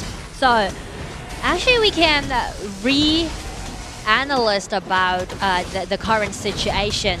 That would be for Team Malaysia. Still, they win the upper hand since they take down 2 high ground towers. Well, help them to build some winning lanes, right? Using the super minion waves, try to gain more time. But the chances for Team Myanmar is that both Huangzhong and Xiaochao would be such an easy target for Wukong. Yes. Such an easy target. Both are immobile. And because of the immunity that Wukong has to when he's releasing his first ability will help him easily approach these 2 backliners. Asing is extremely far away from home, and right now Vanguards are putting a threat on them. Mulan spotted him, he's not going to let him back. Right now it's going to be a 4v4 in the high ground for Team Myanmar. The Vanguards are in, they're healthy, and right now the target goes on Lupan number 7. He's gonna flicker his way away. Splendor is going to save LCC2. Now comes in with the bomb. Now Wukong from behind comes in. Bang! Bang 1, bang 2, bang 3. He's trying his best. He tries to come in, but no, it's gonna be Mulan, the one that's gonna put a stop on all these fights. 2 versus and 2 trade for 3. Team Malaysia, they try so hard, and I really want to highlight this Wuku and also Shaolin's Luba number 7. There's a lot of details can be seen from both teams. Like, if we are watching the replay, we will see, like, all right, let's dive right into the replay. Check Shaolin's position, right? Nice dodge. From the control ability down by LCC to Xiao Chao. And it is because of this Ruben number 7, he knows that the first target he needs to aim in at would be the Vanguards. Yes, exactly. Without the Vanguards, there's no way for Team Malaysia to pushing forward. And the next time for Ashin, this Wukong jump into the last hit. You know, 1-1 trade. Very good movement. I thought that in the moment that Mulan just spotted Asing and it was going to be a 4v4, it was game on. I do believe that Mulan needed to follow a little bit tighter on the movement from Asing when he was coming back. True. Xuan decides just to clean the wave before going in, and then that costed them just to be on that trade. Yeah, that kind of decision. Because actually we can see, like, from the other side of the battlefield, we will see a lot of Vanguards are already being sent into the crystal. So actually Team Malaysia seems like they didn't expect that the Vanguards has been cleaned up by Shaolin's Luba number 7. So like, it's all about those crucial moments, how those players gonna decide what kind of movement they want to do and will change the situation. LCC2 flashes in to try to spot on Lupin number 7, right? Like, he thought that he could just immediately use the burst damage and just get Lupin number 7 out of the game. Sadly for him, Lupin number 7 flashes away and forces him on his Splendor. True. So that was a really tight team fight. But still we can see how devastating damage that Ashin can do right now. It is someone to be careful about. And I spotted it! Everyone. Now he's going to be on the chase. Right now he's trying his best just to run away. Comes in, tries to use his rod. Killing spree goes to Huan Zhong. That might be the moment right now with the power play. It's going to be 35 seconds for Asim to come back to the battlefield. Well, this they might be make the it moment for Team Malaysia to come and claim the victory. because they got numbers advantage, and we can see Mutsi already got his Sun Chaser, his Flash is also available, and both Vanguards are spawning on the top side of the map, so that's gonna be the most important time for Team Malaysia to react right now. 15 seconds for Asim to come back. It's gonna be the Armageddon with the Flash. The Vanguards are in. They just need to poke on the crystal to take the victory. Team Myanmar is trying to clean. It's not gonna be enough. Team Malaysia takes the victory. Congratulations to Team Malaysia again. Though they suffered a lot for game 1, but instantly they just settled down their mentalities and they know that they have the chance. They are capable enough to win against their rivals. So we can see game 2, game 3, that was really nice games, and congratulations to Team Malaysia again. 6 wins in a row, helped them to secure the first place in Group 3. We could say that these were the 2 top teams in this whole competition. Just based on the performances in these 3 games from today, you could see that they are a completely different level. Great performances, not only by Team Malaysia, but Team Myanmar as well, right? Yeah, like game 1 surprised everyone. Yeah. We didn't expect that that would be such a quick game. For Team Myanmar, it seems like they are well prepared. They did so many homework upon their opponents because they know that they want to take revenge on Team Malaysia, right? But the problem is for game 2 and game 3, it seems like they still need time to do more details, to complete more details. Yeah, I do believe that the problem in this 3rd game from Team Myanmar is just not being able to control the pressure coming in from Team Malaysia in the early stages, right? Like Team Malaysia just pushes a little bit, puts a little bit of pressure on them, and then the mistakes start happening from Team Myanmar. After they fall behind, there's only little things they can do to turn it back. Yeah. And again, that's something to do with their comp selections, because we know that these kind of heroes that they selected need time, need money, need items. So it just so many threshold would be there for them to achieve what they want by this kind of comp. So I would say it's really nice to see these players being so confident with their own mechanics, but when they trying to play against those strong opponents, mechanics is not enough for you to win against your opponents. You definitely need more, details, right? How you're gonna balance your comp. Yeah, no, I remember very clearly in the game at the beginning, like it came to a 1v1 solo in between Mulan and Wukong, right? Yeah. And in which Xuan completely obliterated Asing because of the fact that Asing did not have any items.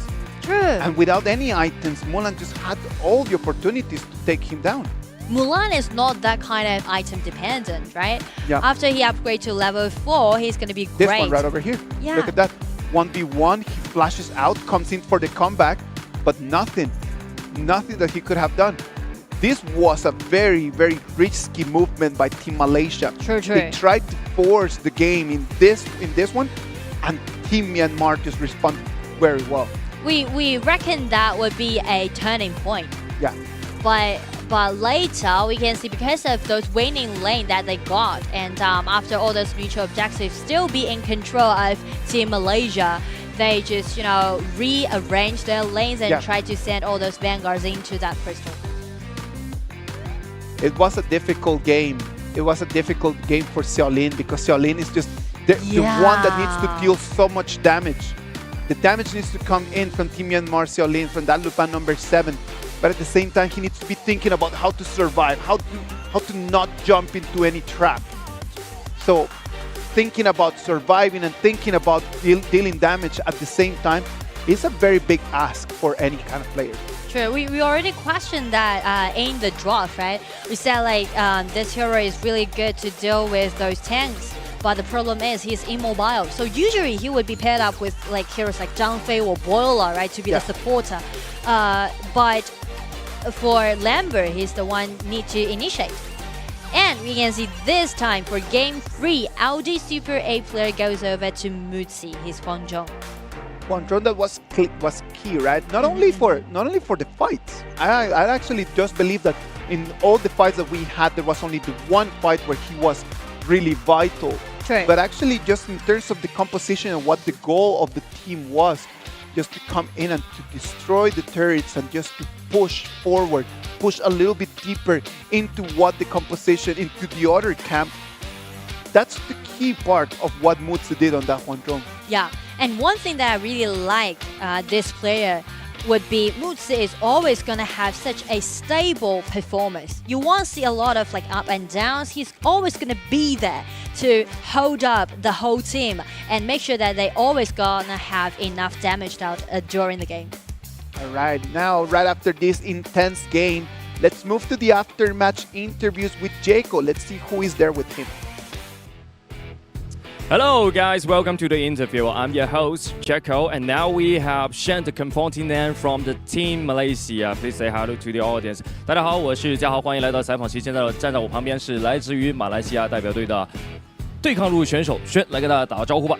Hello， 大家好。Hello， 大家好，我是马来西亚代表队的对抗路轩。Okay, welcome. So congratulations for 2-1 winning this game and successfully get the title of the top ranked team of the Southeast Asia region. So how do you feel right now?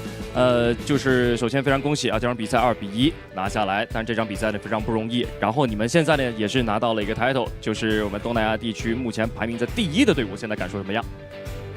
我觉得特别开心吧，因为可以从这7支队伍、这7支国家拿到第1，确实挺不容易的。He felt right now he feels very happy right now, and then he just feel very honored to be one of the best of this 7 country the team. So he's quite happy right now. So the second question is, do you feel any pressure during the entire tournament? 就是你在一整个赛程当中的话，你是有没有感觉到一些不同的压力，还是你整个赛程都是比较放松的？我觉得还是比较放松了吧，因为，就我们的团队氛围很好，就不会，就算落后了1分，我们也不会特别压力还是什么，都还是可以开玩笑鼓励队友什么，所以特别放松。Okay, you felt relaxed at the time because yeah, the whole team, the vibe of this team is quite kind and nice on that, so he just feel no pressure during this tournament. So this is the end of this journey, and this award of your team means a lot of things. So any word to your teammates or your coach? 就这个拿到了这个 title 我觉得呢也是非常重要，对于你们的团队非常的重要然后呢这次比赛这场比赛打完之后呢，也是这段旅程的一个终点了。有什么话想对你的队友还有你的教练说的？我觉得希望我们9月那一次的，就10月那一次的东南亚那个亚运会，杭州亚运会可以取得牌子吧。I hope that we can get a medal in the Asian Games in September. Okay, so that's a very impressive word of that. So I hope that you can get a prize. Okay, thank you for the interview. 希望你们到时候能够拿到一个好成绩。OK， 感谢轩接受我的采访。我们稍作休息，马上回来。Let's take a break. 关闭外来的杂音，找准内心的节奏。奥迪 Q4 e-tron，让真的感受从开始才开始。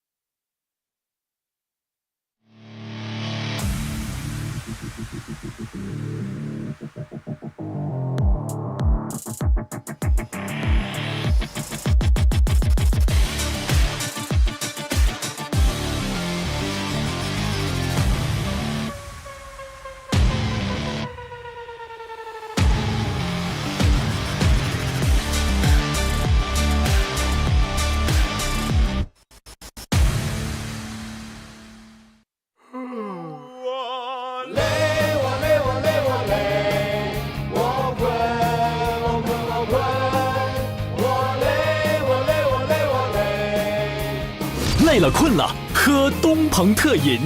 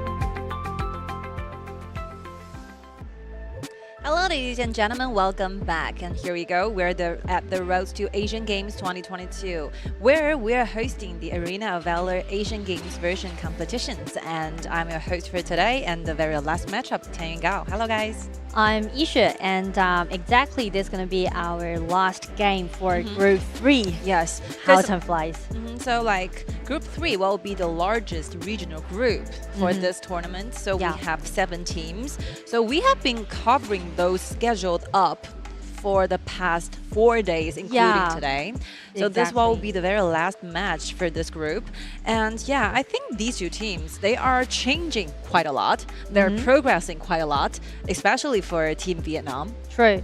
And Team Vietnam gonna play against Team Thailand for our last matchups in day 4, and that's gonna be the end for all of those competitions given from teams from Group 3. Yes. And we know that the first day when we saw Team Vietnam showing their performance, it was quite out of expectations, right? Because they chose several unconventional heroes and built up a really creative comp. But with a try anyway, in the next few days, they are just being more and more solidified into their composition. So actually, a lot of progress can be seen from Team Vietnam.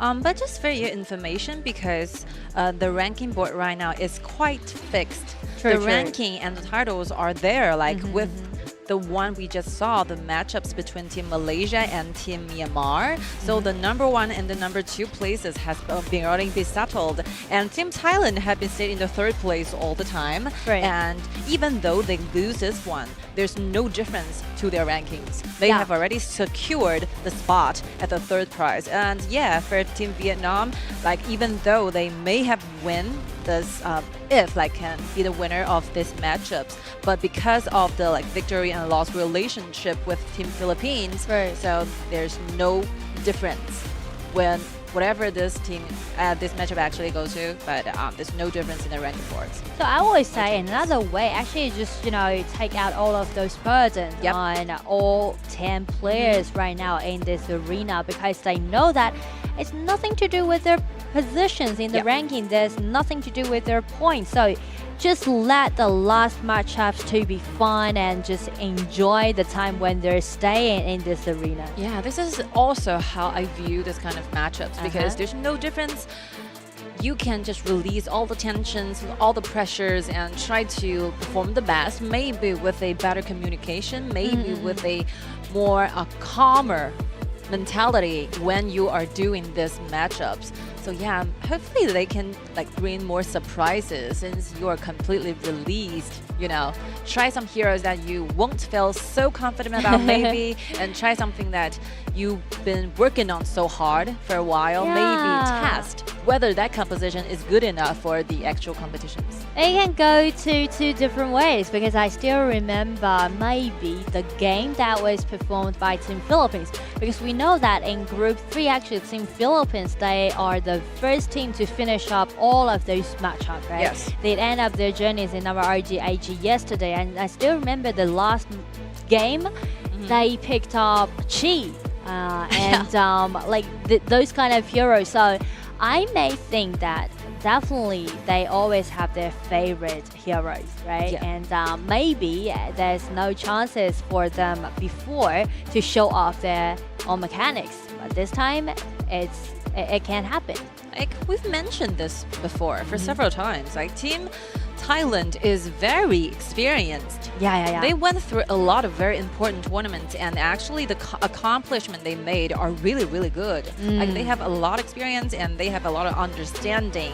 They move with the meta. They have been witnessing a lot of meta changes, and we can see from the drafts and competition they did before, they have a lot of varieties when it comes to the actual type of the composition. They use those assassin jungler, but also they use those tank junglers, right? They use Xiaohouden and Kai as well. At the same time, they have a very high winning rate with the Jin Berlin 100%. Every single time they pull off this hero, they will gonna be the winner of that particular game.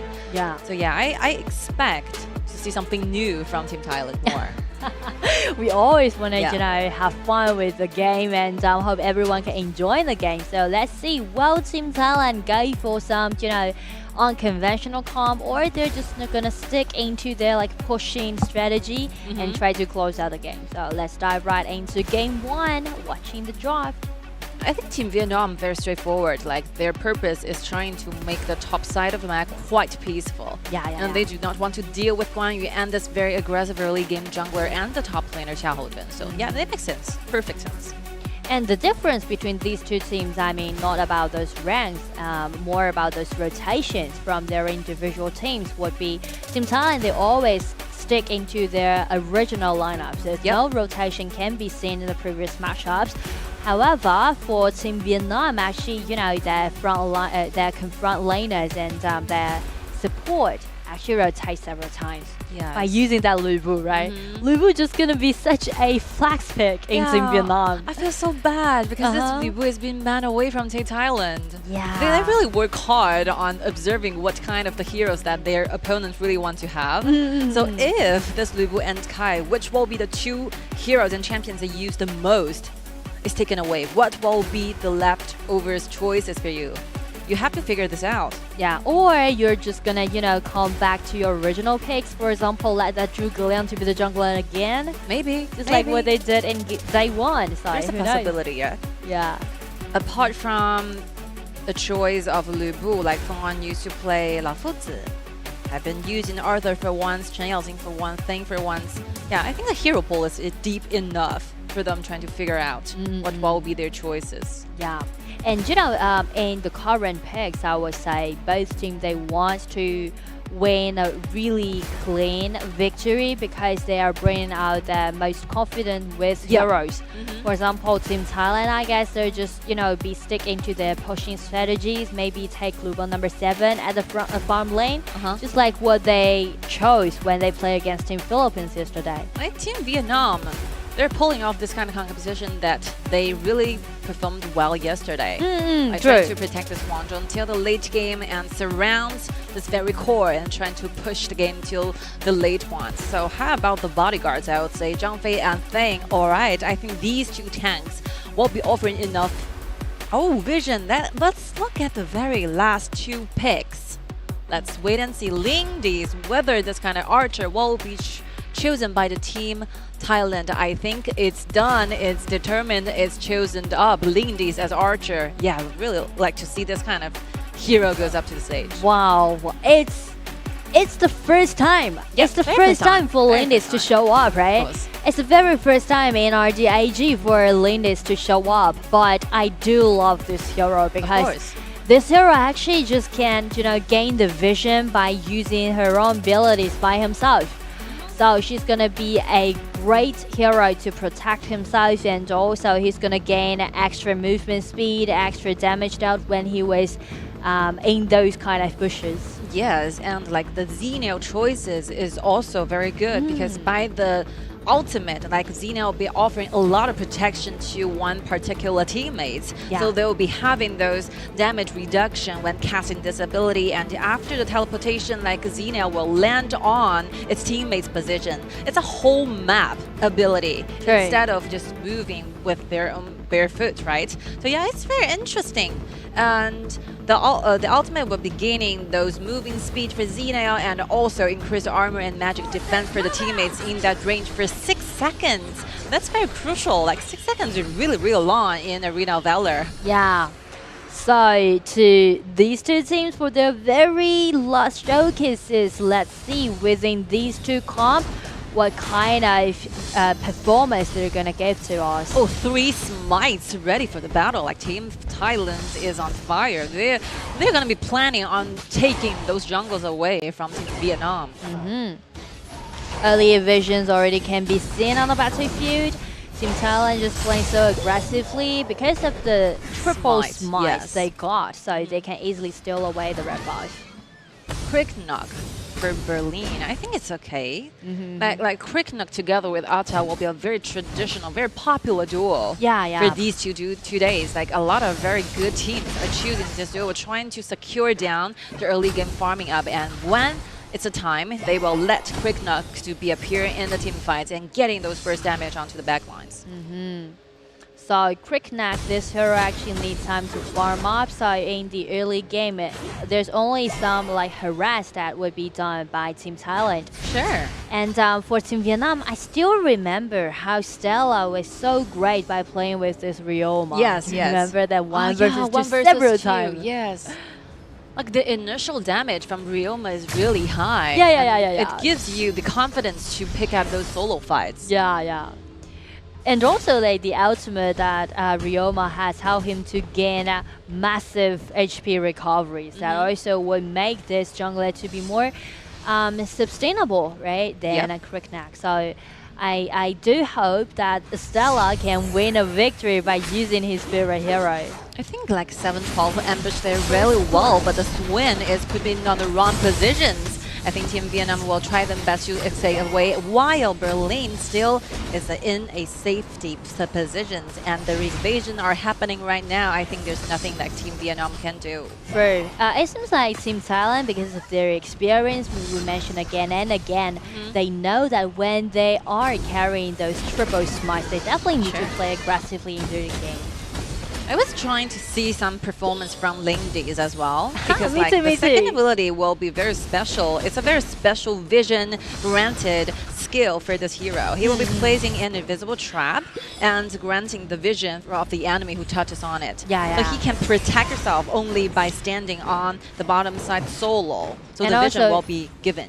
Yeah, and also sending out that kind of eagle will help him to gain those visions throughout the map. So he's the one really good at taking care of himself. Not even mention to Zeno is always there, you know, playing around with AA7X. AA7X is just like the core player from Team Thailand. Oh, that's good. Nice Stun one. 2 people at the same time instead of went in. We talked about this, like the early game damage from Ryoma is extremely high. Yeah, and also the hard CC we can see, like 712 by using his second ability, knock off 2-person. Yeah. And that actually helps Stella to land his blade onto these two enemies and help to stun them, get the takedown. Very good skirmish in the middle lane to Team Vietnam. Well, they do it. Like, Alta is quite deep into the jungle. Will he be saved with Lumia's ultimate? They wanted to create some stunning for the enemies, but Moss trying to go away with his life, but he didn't do it because the bursting damage from Xiao Xiao will be too high for him, trying to absorb. Bottom side also something happened, 2 versus 1, but the ultimate successfully stunned Lindy's. That would be a 1 trade for 3. Wow, good news everywhere. Yeah. A lot of things happen simultaneously on all 3 lanes and also even in the jungles. Yes. What's in Vietnam, because of those times when Team Thailand tried to do those invasions, it haven't been 4 minutes. Look at the mini-map. Yeah. Like the teammates are so far away. Killing spree. There's no way that Summer can do this invasion and go away by himself. Yeah. Shut I down. would say the decision of doing this invasion was quite bold. Maybe he had to step a little bit back for a while. True. And again, that was actually a 3 versus 4 or 2 versus 3. So actually, Team Vietnam, they got numbers in disadvantage. Yeah. A really nice counterattack. And that's what we call like progress, right? Again and again, we can see from both teams. Like this happens a lot lately. Like the recent 3 games or 4 games for Team Vietnam, they always have this very good initiation when it comes to the first game or like early game, but they're just losing how to trying to snowball, how to manipulate the game in the middle game. This phase will be very important. Like this, like Team Thailand is picking up this skirmish happened in the jungle, and yeah, they're still searching for the last one. Wanzhong, there's nowhere to go. He's kind of lost in the bottom in the farming lane. Double Quell goes over to Berlin, and actually Team Thailand achieved a 0 trade Yeah. for 4. That without any cost, they just easily got 4 takedowns for them. And it's always like this for Team Vietnam. They try really, really hard to pick up few takedowns, but just within few seconds, like this game will be completely turned over by the opponents. Only through a simple team fights they can do this. Like Berlin has been picking up 3 or 2 takedowns, and this will be counted as the personal gold. And that gold is going to be helping this Krigna buy a lot of and very important items. Moz, wow, very close one. Moz is always playing just like an assassin. You know? I still remember when he's playing with Zhang Fei, break his ultimate and try to smash on the ground, causing those movement reductions and always chasing. He's always chasing. Very aggressive player. Yeah. Like Wang Zhong is kind of surrounded by standing there all by himself. It's quite dangerous, even with the help with ultimate. But he still needs the protection from Zhang Fei. We can see Berlin already being unstoppable, of course. So actually, he got 1 level lead and several gold lead. I'm sure that it's gonna be a gap between both junglers. So everything went so well for Team Thailand. They just keep attacking. Me marks also have the venomous stuff. That minor HP recovery will be hugely restricted. And Stella gonna pay for that. Of course. He's maybe he's the only one that has got the ability to do those HP recoveries. Team Thailand, it's their time. They're ready for everything. Like they're waiting for the behemoth and the overlord, of course. And because since they have enough river vision, they can go everywhere just to be prepared for the next battle. Yeah, just check Summer's position. Yes. He's just take himself at home in the opponent's jungle, so the vision is totally in control. Wow, Xiao Qiao is really dangerous by doing that. Slowly on, trying to flee the waves. He should be retrieving back shortly. Summer absorbed a lot of damage, and the very last hit will be offered and provided by 712, the Xiao Qiao, the fan. 712 always did a lot of things when Team Vietnam fall behind, right? He's always, check his KDA right now, 2, 1, 3, quite good. And also, his second ability is really accurate. And also, he tried to predict his enemy's movement. Oh, that's close. Flash. I think that Xiao Qiao is a very, very #1 pick in the mages in this current meta for our tournament. And you can see the Whirlwind, which will be the second ability for Xiao Qiao. Every single time, this second ability might turn something over, right? It's very important. Once you have landed this Whirlwind, maybe in the backlines of your opponents, you might be the one winning that team fights. It's very crucial. Those preset of his second ability. Yes. Those soft CC. And also Xiao Qiao's passive, I do think the passive matters a lot because for heroes like Xiao Qiao, which is immobile, those movement speed that you can gain from using all those abilities would be really crucial. Of course, they've countered each other, and Team Vietnam tries their best around and gathered around and protect the backlines together and get one more takedown to the team. It's really nice to see Team Vietnam. They always rotate in groups, right? It's always going to be a 5 versus someone. And for Team Thailand, it seems like they try to do some split out push. Yeah, they just want to disengage, and they just trying to send all of those minions into the towers. But when you're doing the split pushing strategy, you have to mind for the minimaps. The minions gonna show your appearance, and your opponent will know where exactly you are. And here we go. Let's see the Krigna tries everything he got, trying to take the takedowns, and Wang Zhong went down one more time, while Ryoma have the returning revenge for the teammates. But unfortunately, let's see the rest of the team fights, and Lindy's are very, very deep in the backline. That was a 2-2 trade, but we can see how on time that Team Thailand was. We know that they tried to do the split push. It's basically because they got Xenios to play as their support.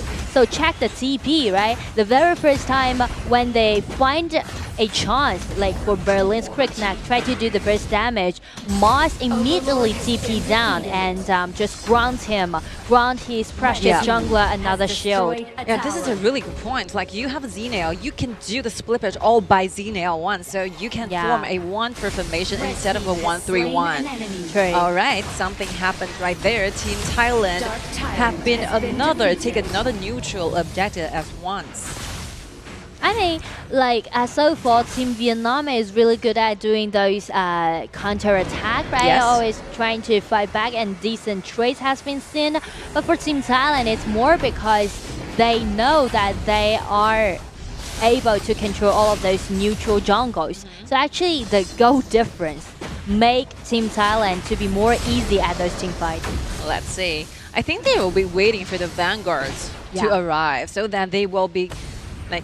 That will be the signal for Team Thailand to trying to engage. Without the waves, we'll be too vulnerable to take that. Ultimate, Lumia. nice one, and Berlin comes in, deal burst damage on Stella. Stella being taken extremely low. Oh, the vanguards are rushing in. There's vanguards everywhere. Yeah, on all 3 lanes actually. So both side lane high ground towers has been taken down. Or like using one of the vanguards to take down 2 high ground towers. Like Team Thailand is At having no those cost. advantages. Yeah. With a lot of waves advantages. From now on, the vanguards, without the vanguards, it will be super soldiers. So it will be extremely difficult for Team Vietnam trying to clean that at once within a few seconds. Will cost them a lot of prizes and time. True. Xiaochao's ulti has already been forced out, and Linus finally saw him gaining a takedown. And everyone tried to aim it at DHT, but since the mid lane high ground tower still be there, so DHT is gonna be fine. Yeah, you can actually see like from 777X, the damage, late damage we have been expecting for a long time are online. Yeah, right now finally. it started, you started to see those damage from Lindy's. Every single basic attack is like very lethal to the backlines. Like we can just check the board. We can see like 007X he already got 3,000 gold lead. Compete with DHT, so that will help him to be fully decked out, almost fully decked out. Yeah, Only like one item should be made. The Master Sword and Blizzard and the Sun Chaser, and right now I think the Daybreaker will be The next one. Yeah, it will be the next one. Very close. Like hundreds of gold will be needed. So for Team Thailand, they're trying to play it slowly. They try to slow it down. They try to solidify their advantages. Another TP can be seen. Stella try to step away, but here comes look at Kriknak. Lindy's. That's so close. He almost went down because of the ultimate from Huang Zhong. You have to use a flash to deck away. True. And about Berlin, he did a 1-1 trade, but this gonna be a big chance for Team Vietnam. DHD trying to bring his ultimate sit down, but the burst damage, he can't cover it anymore. Super minion waves are already on their way into the crystal. Let's see their next move. They want to hit to the crystal and they're waiting for the wave to come in. And Huang Zhong DHT stay quite a safe place, but the ultimate will be ended soon. What will be their next move? Using the basic attack, trying to chase the enemy, but without blue buff, he cannot simply just slow the enemies down. Wow, Team Thailand, actually they try so hard, try to take down that crystal, but the problem is Kriknak wasn't there. Kriknak already did his 1-1 trade towards Thane, which actually I would say is not that worthy, right? Because you're the core player, but you trade yourself with the tank from Team Vietnam. So actually just open the window for Team Vietnam to guard their crystal. Wow, this is way too deep into the river, like Xiao Qiao. At this kind of time, you need to be careful. Like, do not show your back to the opponents. You'll be surrounded soon. So the control's gonna be handed over to Team Thailand again. And this is gonna be a tough time for Team Vietnam because like Xiao Qiao went down 20 few more seconds will be needed, waiting for Xiao Qiao to be online again. Are they able to guard their crystal again? Quite it seems difficult, like quite trying difficult. to accelerate the pace, and now we can see 007X. He's quite in a comfortable position. Super Nemo will still be there, really healthy. Everyone try to deal damage on Team Vietnam's allies, and now Super Minion has already been in the crystal. Just a simple hit Game 1, congratulations to Team Thailand. It's a game to Team Thailand, and I think from our perspectives, like they're doing a great job in the early game, right? Yeah. They are everywhere, and they actually won Quick Knock a lot of room, a lot of item, a lot of personal goals. He's completely leading in the ranking boards, right?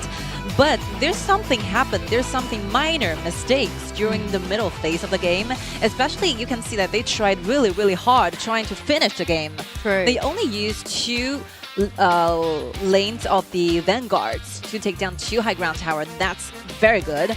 But the rest of the team fight, you can see that the late games, like this Huangzhou, is kind of become invincible gradually. So I think that if they want to take the instant takedown onto Huangzhou, they should emphasize or prioritize where they're gonna do. Like every single time, like Quick Knock went in, but it got very low by the AoE damage from Huangzhou and will be protected by Znail's ultimate. I think if they are fully ready, like 5 members together at the same time going directly to that target will be better. Like you use the Znail's ultimate trying to give you the shield and protection you needed and just go for it.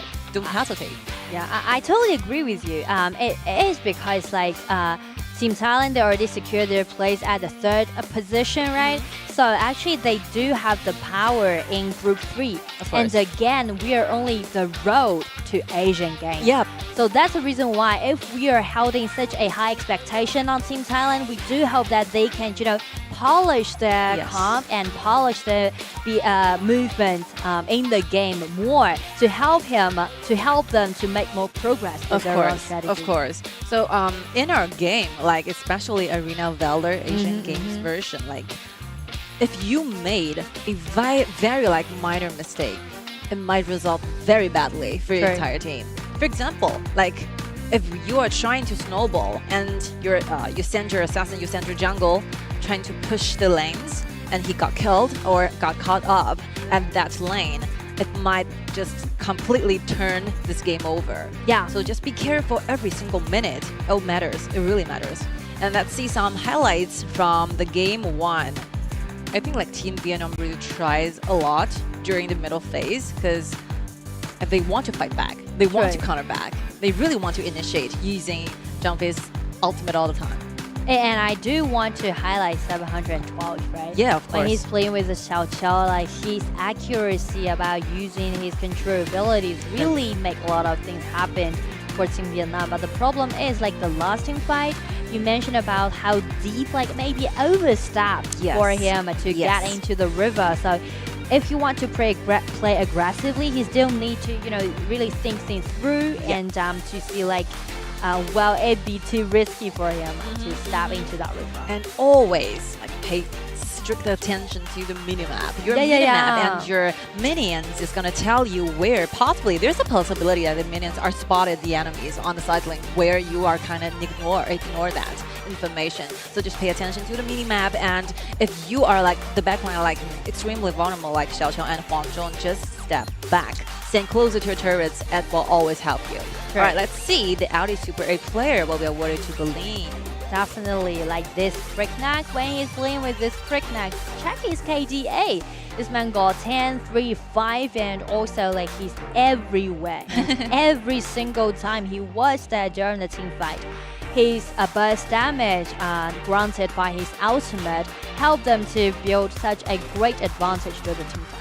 And when you're playing Quick Knock, there's this specific hero. That's when you're leading the gold, you'll have a lot of items, right? And you will feel completely relaxed doing the late wave push-in. You're not afraid to do those solo fights. Whoever appear on the side lane, you're so determined, you're so sure that you're gonna be the one who wins in that solo fight, right? And I do believe that Berlino had to play with those core jungles because he always trying to, steal away a lot of neutral objectives. Of course. Really nice movement and really nice performance done by Team Thailand. I think obviously we still have a lot of things to be expect, so we will take a short break and we will be back soon. 关闭外来的杂音，找准内心的节奏。奥迪 Q4 一创，让真的感受从开始才开始。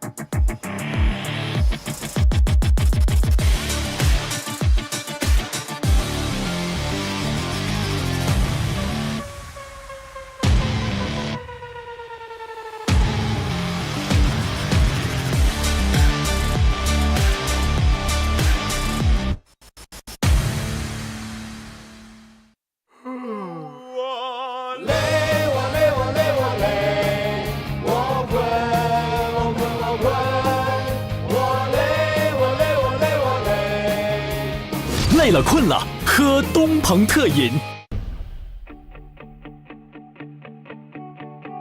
Yeah, the air I bounce, we're heading home. It's loud, but we can't handle here and now. We're so close to home. If you're ready now, the universe, it's a electric new era. We're blooming here. I sing it out.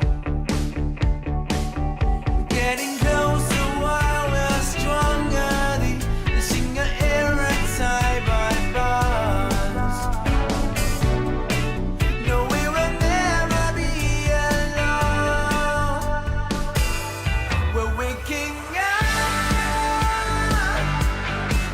going forward together to finding the truth and make a sound. Going forward together, forever you and I. We got new worlds to discover. We're holding each other. Whatever comes our way, yeah, we will survive it up. We'll explore the unknown and the truth we know.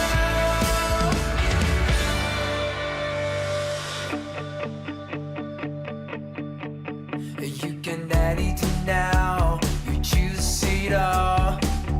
It's contagious. You and I are tuning in. The earth sings aloud. Getting closer while we're stronger. This singer era tie by bars. No, we will never be alone. We're waking up, going forward together to finding the truth and make the sound. Going forward together, forever you and I. We got new worlds to discover. We're holding each other. Whatever comes our way, yeah, we will survive it all. Explore the unknown and the truth that we know.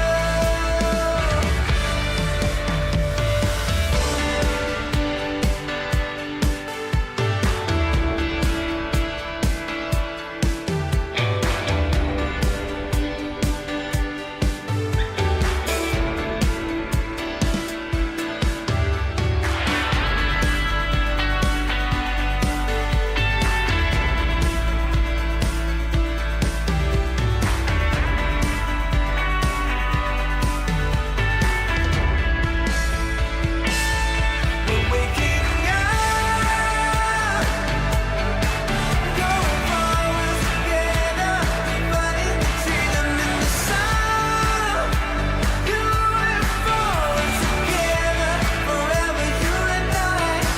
We got new worlds to discover. We're holding each other. Whatever comes our way, yeah, we will survive it all. We'll explore the unknown and the truth that we know.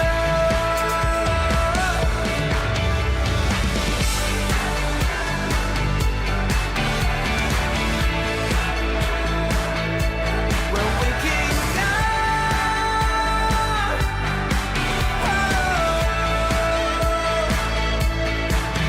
The sound.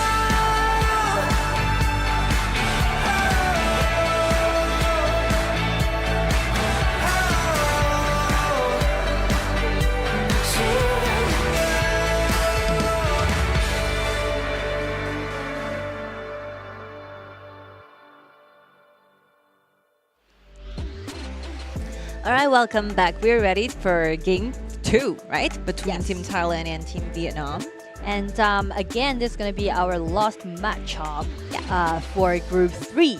And it's going to be able to see what kind of other comp that we can see, because like due to the game 1's draft, it gives me that kind of feeling like that the 3 picks was quite normal.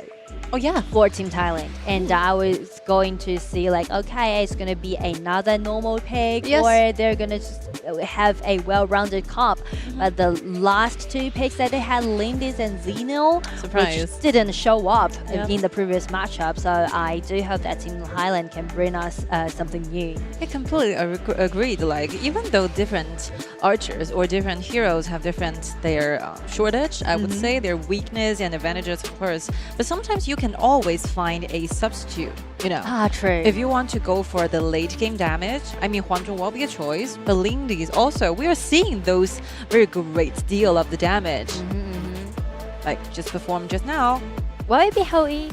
I don't know. Yeah, Hou-Yi. Yeah, they have been using kind Hou-Yi of similar, right? There's one time we see Hou-Yi went off stage, but the combo chains are right there, like using the ultimate, and will be soon followed by the teammates. So yeah, it's a perfect demonstration of how you play this kind of hero. Yeah, and you can see for game 2, Team Thailand is on the blue side, and for Team Vietnam, they chose to stay at the red. That also means maybe Team Vietnam, they try to do some counter-attack. And I would say, you know, Team Vietnam, fairly speaking, they definitely want to gain like 1 victory, right? Of course. Because as so far, they already lost 5 games in a row. That's going to be really suffering. So hope that Team Vietnam can do great in this game. You know, we have in total 10 archers in Arena Valor Asian Games version. And so much for till now. We've been covered and we have been witnessing 9 heroes. So who's absent? Yeah, I'm curious. Like Bai Li Shouyue. So yeah, like Bai Li Shouyue is a very special archer in our game. And hopefully, I really wanted to see this kind of archer actually goes up to the front stage where we can see those vision provided items and vision provided ability as well. And using the snipes, right? Very long range poking abilities will be offered. Yeah, this the is sniper. very interesting. We only see Bai Li Shouyue showed up on the side stage. Yeah, but we side never mate. cast it, right? They're all in the side matches. Yeah. How about you guys, Team Thailand and Team Vietnam? Are you ready for this? Yes. Let's see. For Team Thailand, this time they go for this Jing pick. We mentioned about how Berlin is great with playing with those core junglers, right? Yep. Last time the Crick Nag, it was quite decent play, and this time he's going for this Jing. All right, we're seeing Guiguzi again. Guiguzi is really popular today. Like a lot of teams, a lot of supports are choosing this hero, trying to pace up, trying to like get a faster ending, finishing of that game. And you know, with Guiguzi's appearance, we'll be like anticipating something. For example, Lu Bu, but Lu Bu is taken away. You are expecting to see who is going to be follow that CC, who can follows up those very hard initiation skills. How about Rats? Yeah, I like that. Right? I actually like this. So that's gonna be a really hard CC, and also those burst damage gonna be devastating. So that's gonna be a open option for Team Thailand. Yeah, like Mule and I talked about this earlier in match 1. Like, if you want to try to restrict wherever this Kali is going, you don't use Zhou Yu. That's not gonna work. But you use Raz. You hide your vision, you disappear from the map, and soon you'll be kind of restricting. You're creating those potential threats to Kali, right? So Kali can't move everywhere. All right, they're choosing to give our answers of Xiao Qiao and Thing. Okay, Thing can follow up. Yeah. I would say like for Team Thailand, it's quite their playing style comp. And really meta picks. Actually, you know, all 5 heroes would be quite prevalent in this patch. And for Team Vietnam, it seems like they go back to their comfort zone, especially for Phong Nga, right? Chung Yao Jin has been showed up, and actually he played that before in day 1 or day 2. Oh, they're really tanky. God. Like Ata, Chen Yaojing, and Strong Zhou together in one composition. Just imagine if they're leading, if they have enough gold to buy those items they needed, like armor items. It will be very hard trying to be taken down or taken away. And the backlines are Xiao Qiao, who quite. I would say like Xiao Xiao will started to gain some of those amount of damage in the middle game.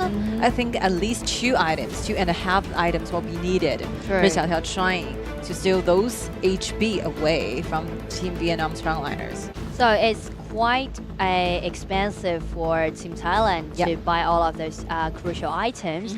Let's see how they're going to build up their gold advantage. And for Team Vietnam, you know, if I'm going to use one word to describe this kind of comp, I would say annoying. Yep. You know, like Chen Yaojing do the split push, and also Zhangzhou's ultimate. It's just like kind of really annoying. Like if Chen Yaojing has a smite with him, he will be extra annoying because he'll constantly be in your jungles and take those jungles away from you. Yeah. Instead, he goes for this flash. But it's okay. Also acceptable, I think. You know, it would be offering one extra dash makes you even more flexible. True. So he's gonna take care of himself if they want to do the split push, right? At least he can flash out. I think that Team Vietnam really wants to play safe. They even have a heal with Zhangzhou, right? Yeah. Because Zhangzhou is getting really, really low using the heal. Yeah. Save him up. So if you have a heal, it will be instantly recovered by 15% of the HP, and also you'll be gaining 15% of the moving speed for 2 seconds. It So actually lasts quite long, 2 seconds. Yeah, and that's the reason why Feng Yan actually escaped away from that gang. Yes. But that's very dangerous. Make sure it never happens again. To be more cautious. Yes. But for Team Thailand, it seems like by using this Gui Gui, you know, we always just be really glad to see Moss playing those aggressive support. It's just really nice to watch. Wow. The first takedown to Team Thailand happened on the top side of the map where Chen Yaojing went down. And something happened in the river, but 7X used the flash to deck away. Actually, Stella, when he's playing with his Ata, he's just being really brave, and he knows that the camp, you know, that the camp would be such a restriction to both backliners from Team Thailand. Yep. So actually, he himself long forced out to flash. And that's a really nice try. Oh, Moss has been brought very low. DHT march forward. One more normal attacks will be needed for him to get the takedown. Using the second ability, dodging the normal attacks from Sun Shangxiang. Very good play. You know, basically we will see Gongsun Li players carrying that Anger Fury, Blast, right? yes. And instead, DHT, it seems like he has his own understand towards this hero. By using that flash, help him to even move forward.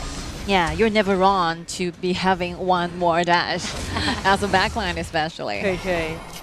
Yeah, some of the very aggressive style of playing players are going to be taking this flash because they really need that mobility to travel around during the team fights. And Moss wanted to initiate, but it's completely avoided by Zhangzhou. The purification is dealing quite a lot of problems to Team Thailand. Yeah. They wanted to initiate for a long time till now. From the beginning of this game till now, they wanted to make something happen on the bottom side. And they're actually doing this with Kali's arriving. Let's see whether Team Vietnam can find a way to escape. But I think Team Thailand is not planning on letting them go. They're chasing way much further from the turrets. Yeah, like this team fight actually lost for such a long time. Yes. Team Thailand, actually they want to accelerate their attacks, and now they're aiming at this Chen Yaojing, but he's just being really tanky. But Summer said, no way to go. Flash in, nice ultimate, take a clean takedown. Yeah, that blade, that damage will be extremely high in the beginning. The initial setting and building of thing, it's like he'll be granted with a lot of explosive damage. Yeah. Even without any like physical attack items, that damage will be really high compared with other tanks. It's really rare to let a melee fighter to have such a AoE damage. Yeah. The building for Thing makes Thing very popular in this current meta. A lot of teams are in favor of this thing. Oh, 4 gathering around Team Vietnam. They want to make sure there's no one staying in the bush. While on the bottom side, let's see Chen Yaojing gets pulled back by Guiguzi's second ability and will be taken down by Sun Shangxiang's explosive damage. I think there goes the turrets as well on the top, on the bottom side. And actually, both teams are playing around their archers. Yeah. For Team Thailand, they try to prioritize their front lanes, and for Team Vietnam, they're trying to let DHT to carry the team. Using the fan to chip away those HP from the front line, and DHT, well, he finds a way using the second loot, trying to have those AoE damage to the backline. Summer went down one more time. Well, it worked. Yeah, Let's it see, worked. like for Team Vietnam, they're just doing the split push that we mentioned during the drop. Nice Wow, flag. 2 Two people just been knocked up. What about the Dirt's damage? And 007X, who's calling me? Tumble in a normal attack. But Team Vietnam made it to a 1-1 trade. Another nice control. Double qual goes over to 007X. Nice ambush right there. Like, Maz is disappearing from the map. Like, Stella have no idea that Guiguzi is lying on the bush waiting. He's trying to chase for Sun Shangxiang because Sun Shangxiang literally have no mana available. And so he wanted to make sure whether he can get his hands on Sun Shangxiang, but unfortunately he's being ambushed. Very nice like play and strategy by Team Thailand. Yeah. Very sophisticated though. Yeah. It's all about experience, I would say, because Team Thailand, they have more experience to play this game, and now 1 versus 2, nice one. The mirror did that last strike. All right, another invasion. Marks is trying to steal the blue together with the teammates, and Moss gets it. 7X also have the blue on their side. And they'll be enjoying a lot of cooldown provided by the blue, and Chen Yaojing will be brought very low, very last hit. Is going to be performed by Mark, using the first ability, use the fans to take one more takedown to the team. There's actually a small AoE damage can be seen from the fan. Down by Xiao Chao's first ability. It's going to trigger those items effects, so actually it has a longer range than you see. Oh, Berlin is quite deep in their opponent's jungle, using the reflection, using the mirror, changing positions all the time, and constantly causing those AoE damage to DHT. Yeah. Once like Berlin got 2 level lead against Stella, that also means he can just use his flexibility, his mobility, and you know, easy in, easy out. Because like those controllability from Team Vietnam is totally not enough to restrict Jin's movement. Yeah, I think the choices of picking a Zhangzhou is good. It's a very good counter pick towards Guiguzi.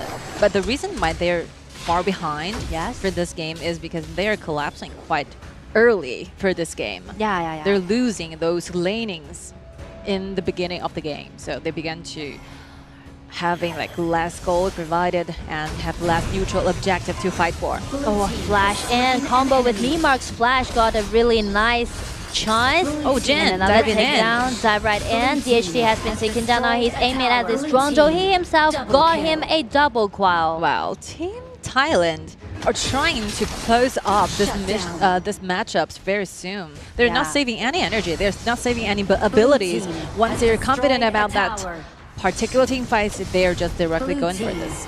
They even try to just, you know, try to close out the game. Whoa.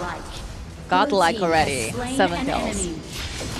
There's no way for Team of Vietnam to stop this. Sun Shangxiang, 7X, he's just being really into the game. He's enjoying doing those skirmishes. Wow, I think this Sun Shangxiang will be unstoppable. Like she's been unstoppable all the time. Yeah. But after having this takedowns over to like his item boards, those goals will be increasing very quickly. So he already have the endless edge, right?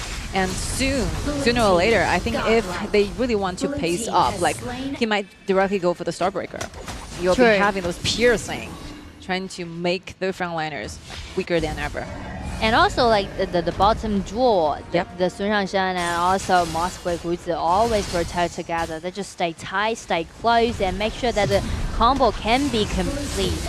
Kali really tries, but I think at this time of the game, this damage is short completely. Wow, double coil shortage. again. Super minion is already sent into the crystal, and let's just congratulations to Team Thailand again. Another 2-0 win against Team Vietnam helped them to get another point. And now for Team Thailand, actually they are at the 3rd place in Group 3.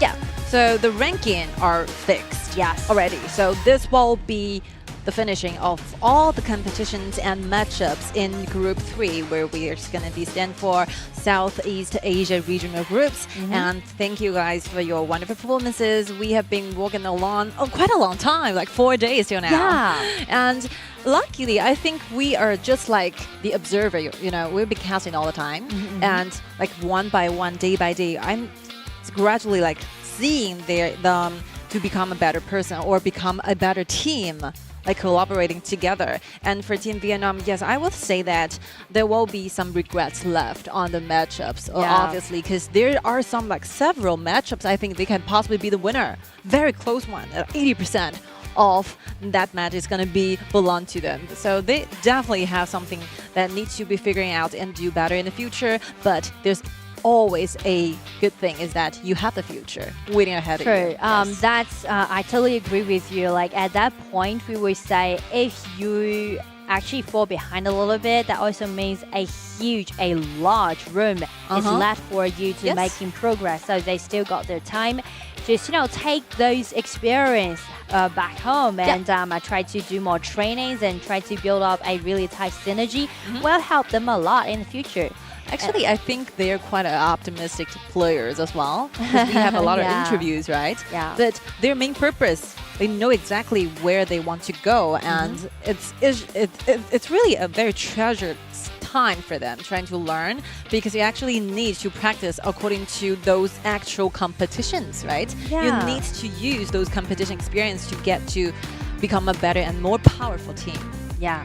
And speaking to Team Thailand, I would say actually their performance are quite good. Yeah. I know like Team Thailand, they're not those kind of team which are really eye-catching. Yeah. They're always just gonna be there and focusing on themselves. And do you notice that after they got the victory, there's always gonna be a ceremony.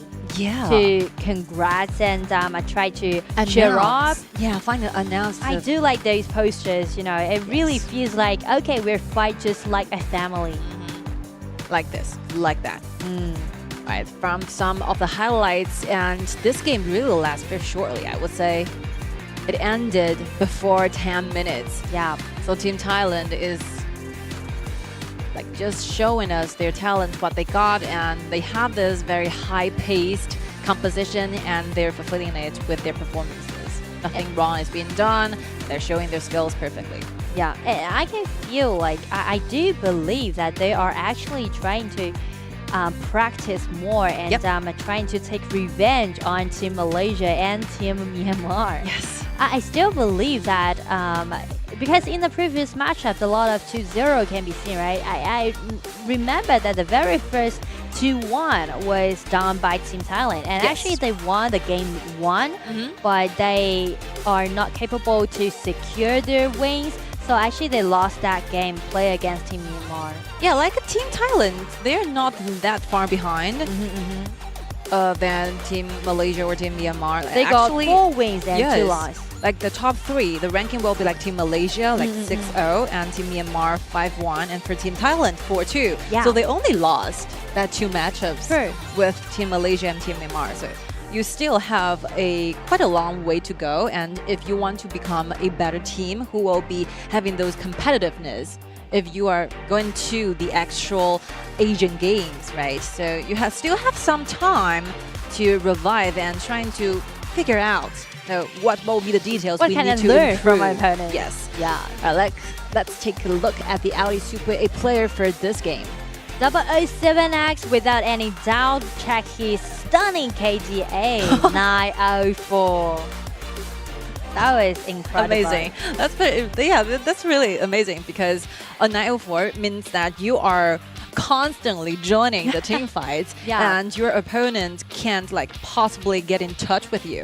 You are not being taken down for even one time. And this Yeah. is really something. Like you are really skilled at where to deal your damage, and also you're very good with the visions, right? You are True. predicting where your opponent is gonna set their ultimate or their skills on you, and the location and the environment he found for himself is extremely good and safe. There's a man standing after his success. That's going to be the Marsh. Of course, of course. And congratulations again for Team Talent of winning this matchups. And here we go. Let's give our time to Jaco. Welcome to the interview. I'm your host, Jacko, and such an honor we invited the support player and the main coach from Team Thailand, which is Moss. And Kinsot, please say hello to the audience. สวัสดีครับมอสครับจากทีมไทยแลนด์ครับผม ครับสวัสดีครับซอสครับจากทีม Thailand ครับ Okay, thank you and welcome. Congratulations for 2-0 winning this game. So, Moss, do you satisfied of your performance during this tournament? จริงๆก็คิดว่าเราทำได้ดีครับในทัวร์นี้แต่ว่าก็ยังมีข้อผิดพลาดอยู่แล้วก็จะพยายามทำให้ดียิ่งขึ้นครับผม He meant we do the best on the tournament and we have to improve in the tournament and next station to the Asian game and we have the goal to the tournament.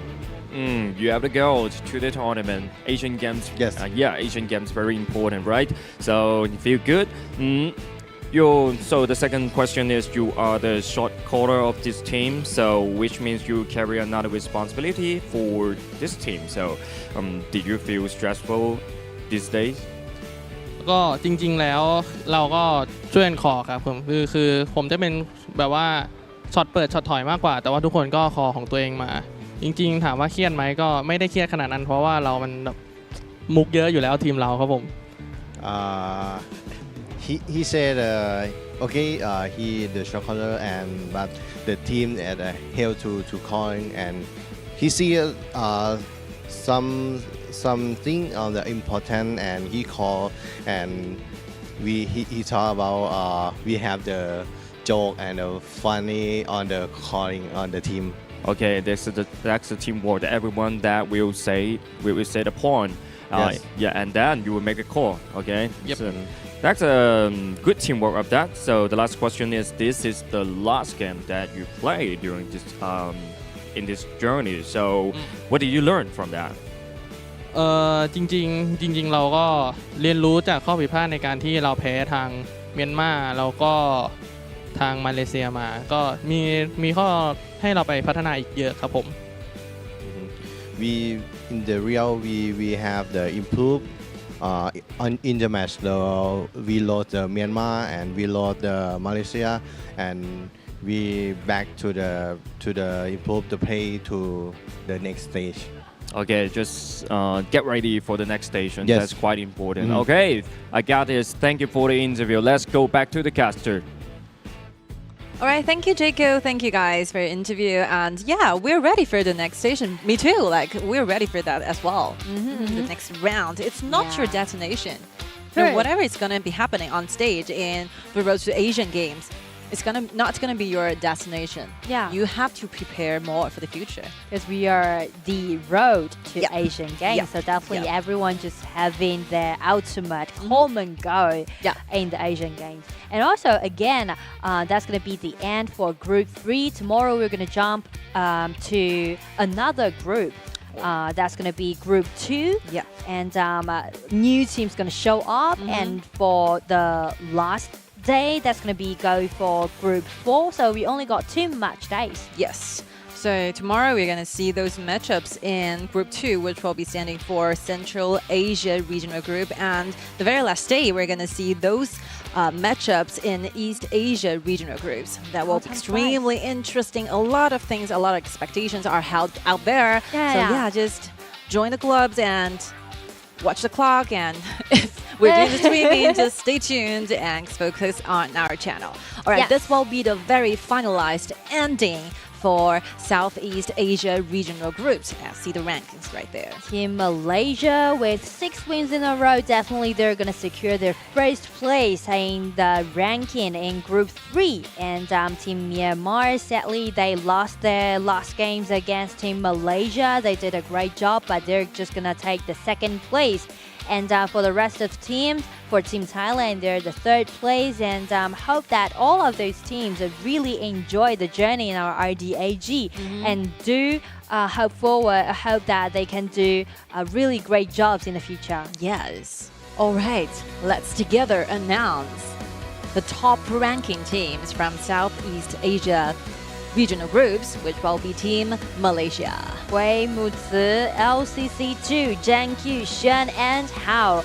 These players, they did such a good job in our RDAG tournament, and we do believe that they are they just can't wait to share more with us. Of course, like undoubtedly they're going to be the number one because they are having those 6-2-0 scores, ranking highly on our ranking board. And we are ready to our ceremony, and let's take a look at this.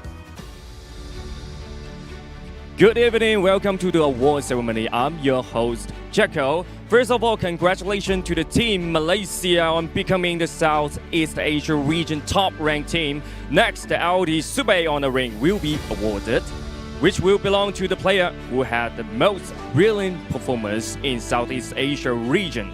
So, let's check the video.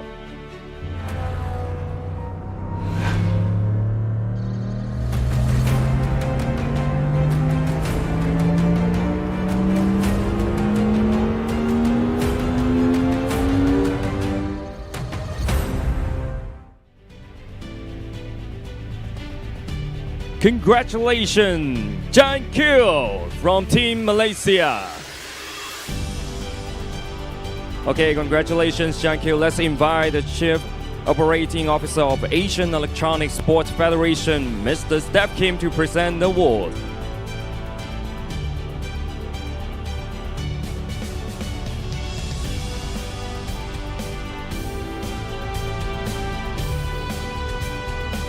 Please present the Audi Super A on the ring.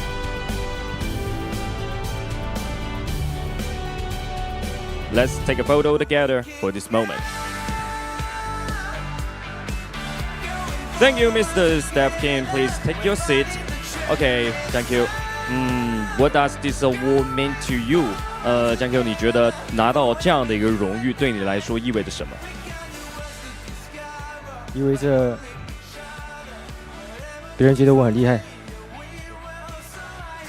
And he said it means everybody will remember he is the best. Okay, so the next question is, what have you learned during this tournament? 就是你在本次亚运会征途当中，你在这个过程当中学到了什么？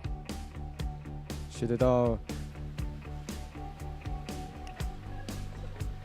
相信队友吧。Trust the teammate.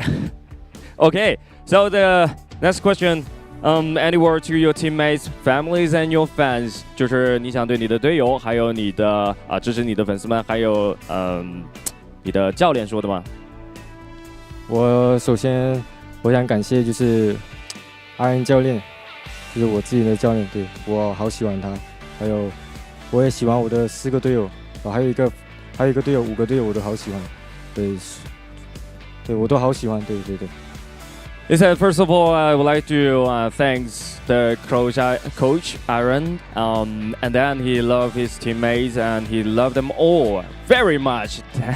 That's it. So thank you for the interview. 感谢张 Q 接受我的采访。Congratulations again， 再次恭喜。Okay, let's go back to the cast.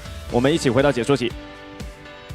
I think very clearly, like Zhang Q have a very skillful talent, but also he have a very interesting soul. And I kind of feel he's a little bit like introverted, you know. He's not that kind of super to be put under the spotlight, you know, those kind of ceremonies. He's just like, okay, I'm doing good with my own heroes. I'm doing good with my own mechanics, but I don't know. I just feel a bit shy. Yeah, and if you think deeply, like nothing wrong with his answers. Like he's really good. He's been awarding with like the top ranking, and he will be like the Audi Super player in that team. So yeah, you're definitely gonna be the best one. Yes, be confident.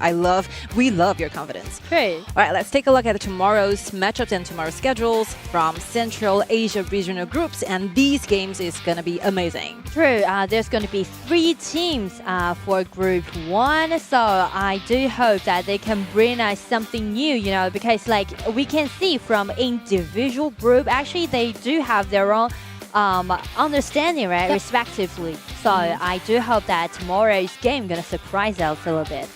It's also very interesting to see new teams come into our tournament. A lot of unknown expectations should be made here on July. So stay tuned tomorrow.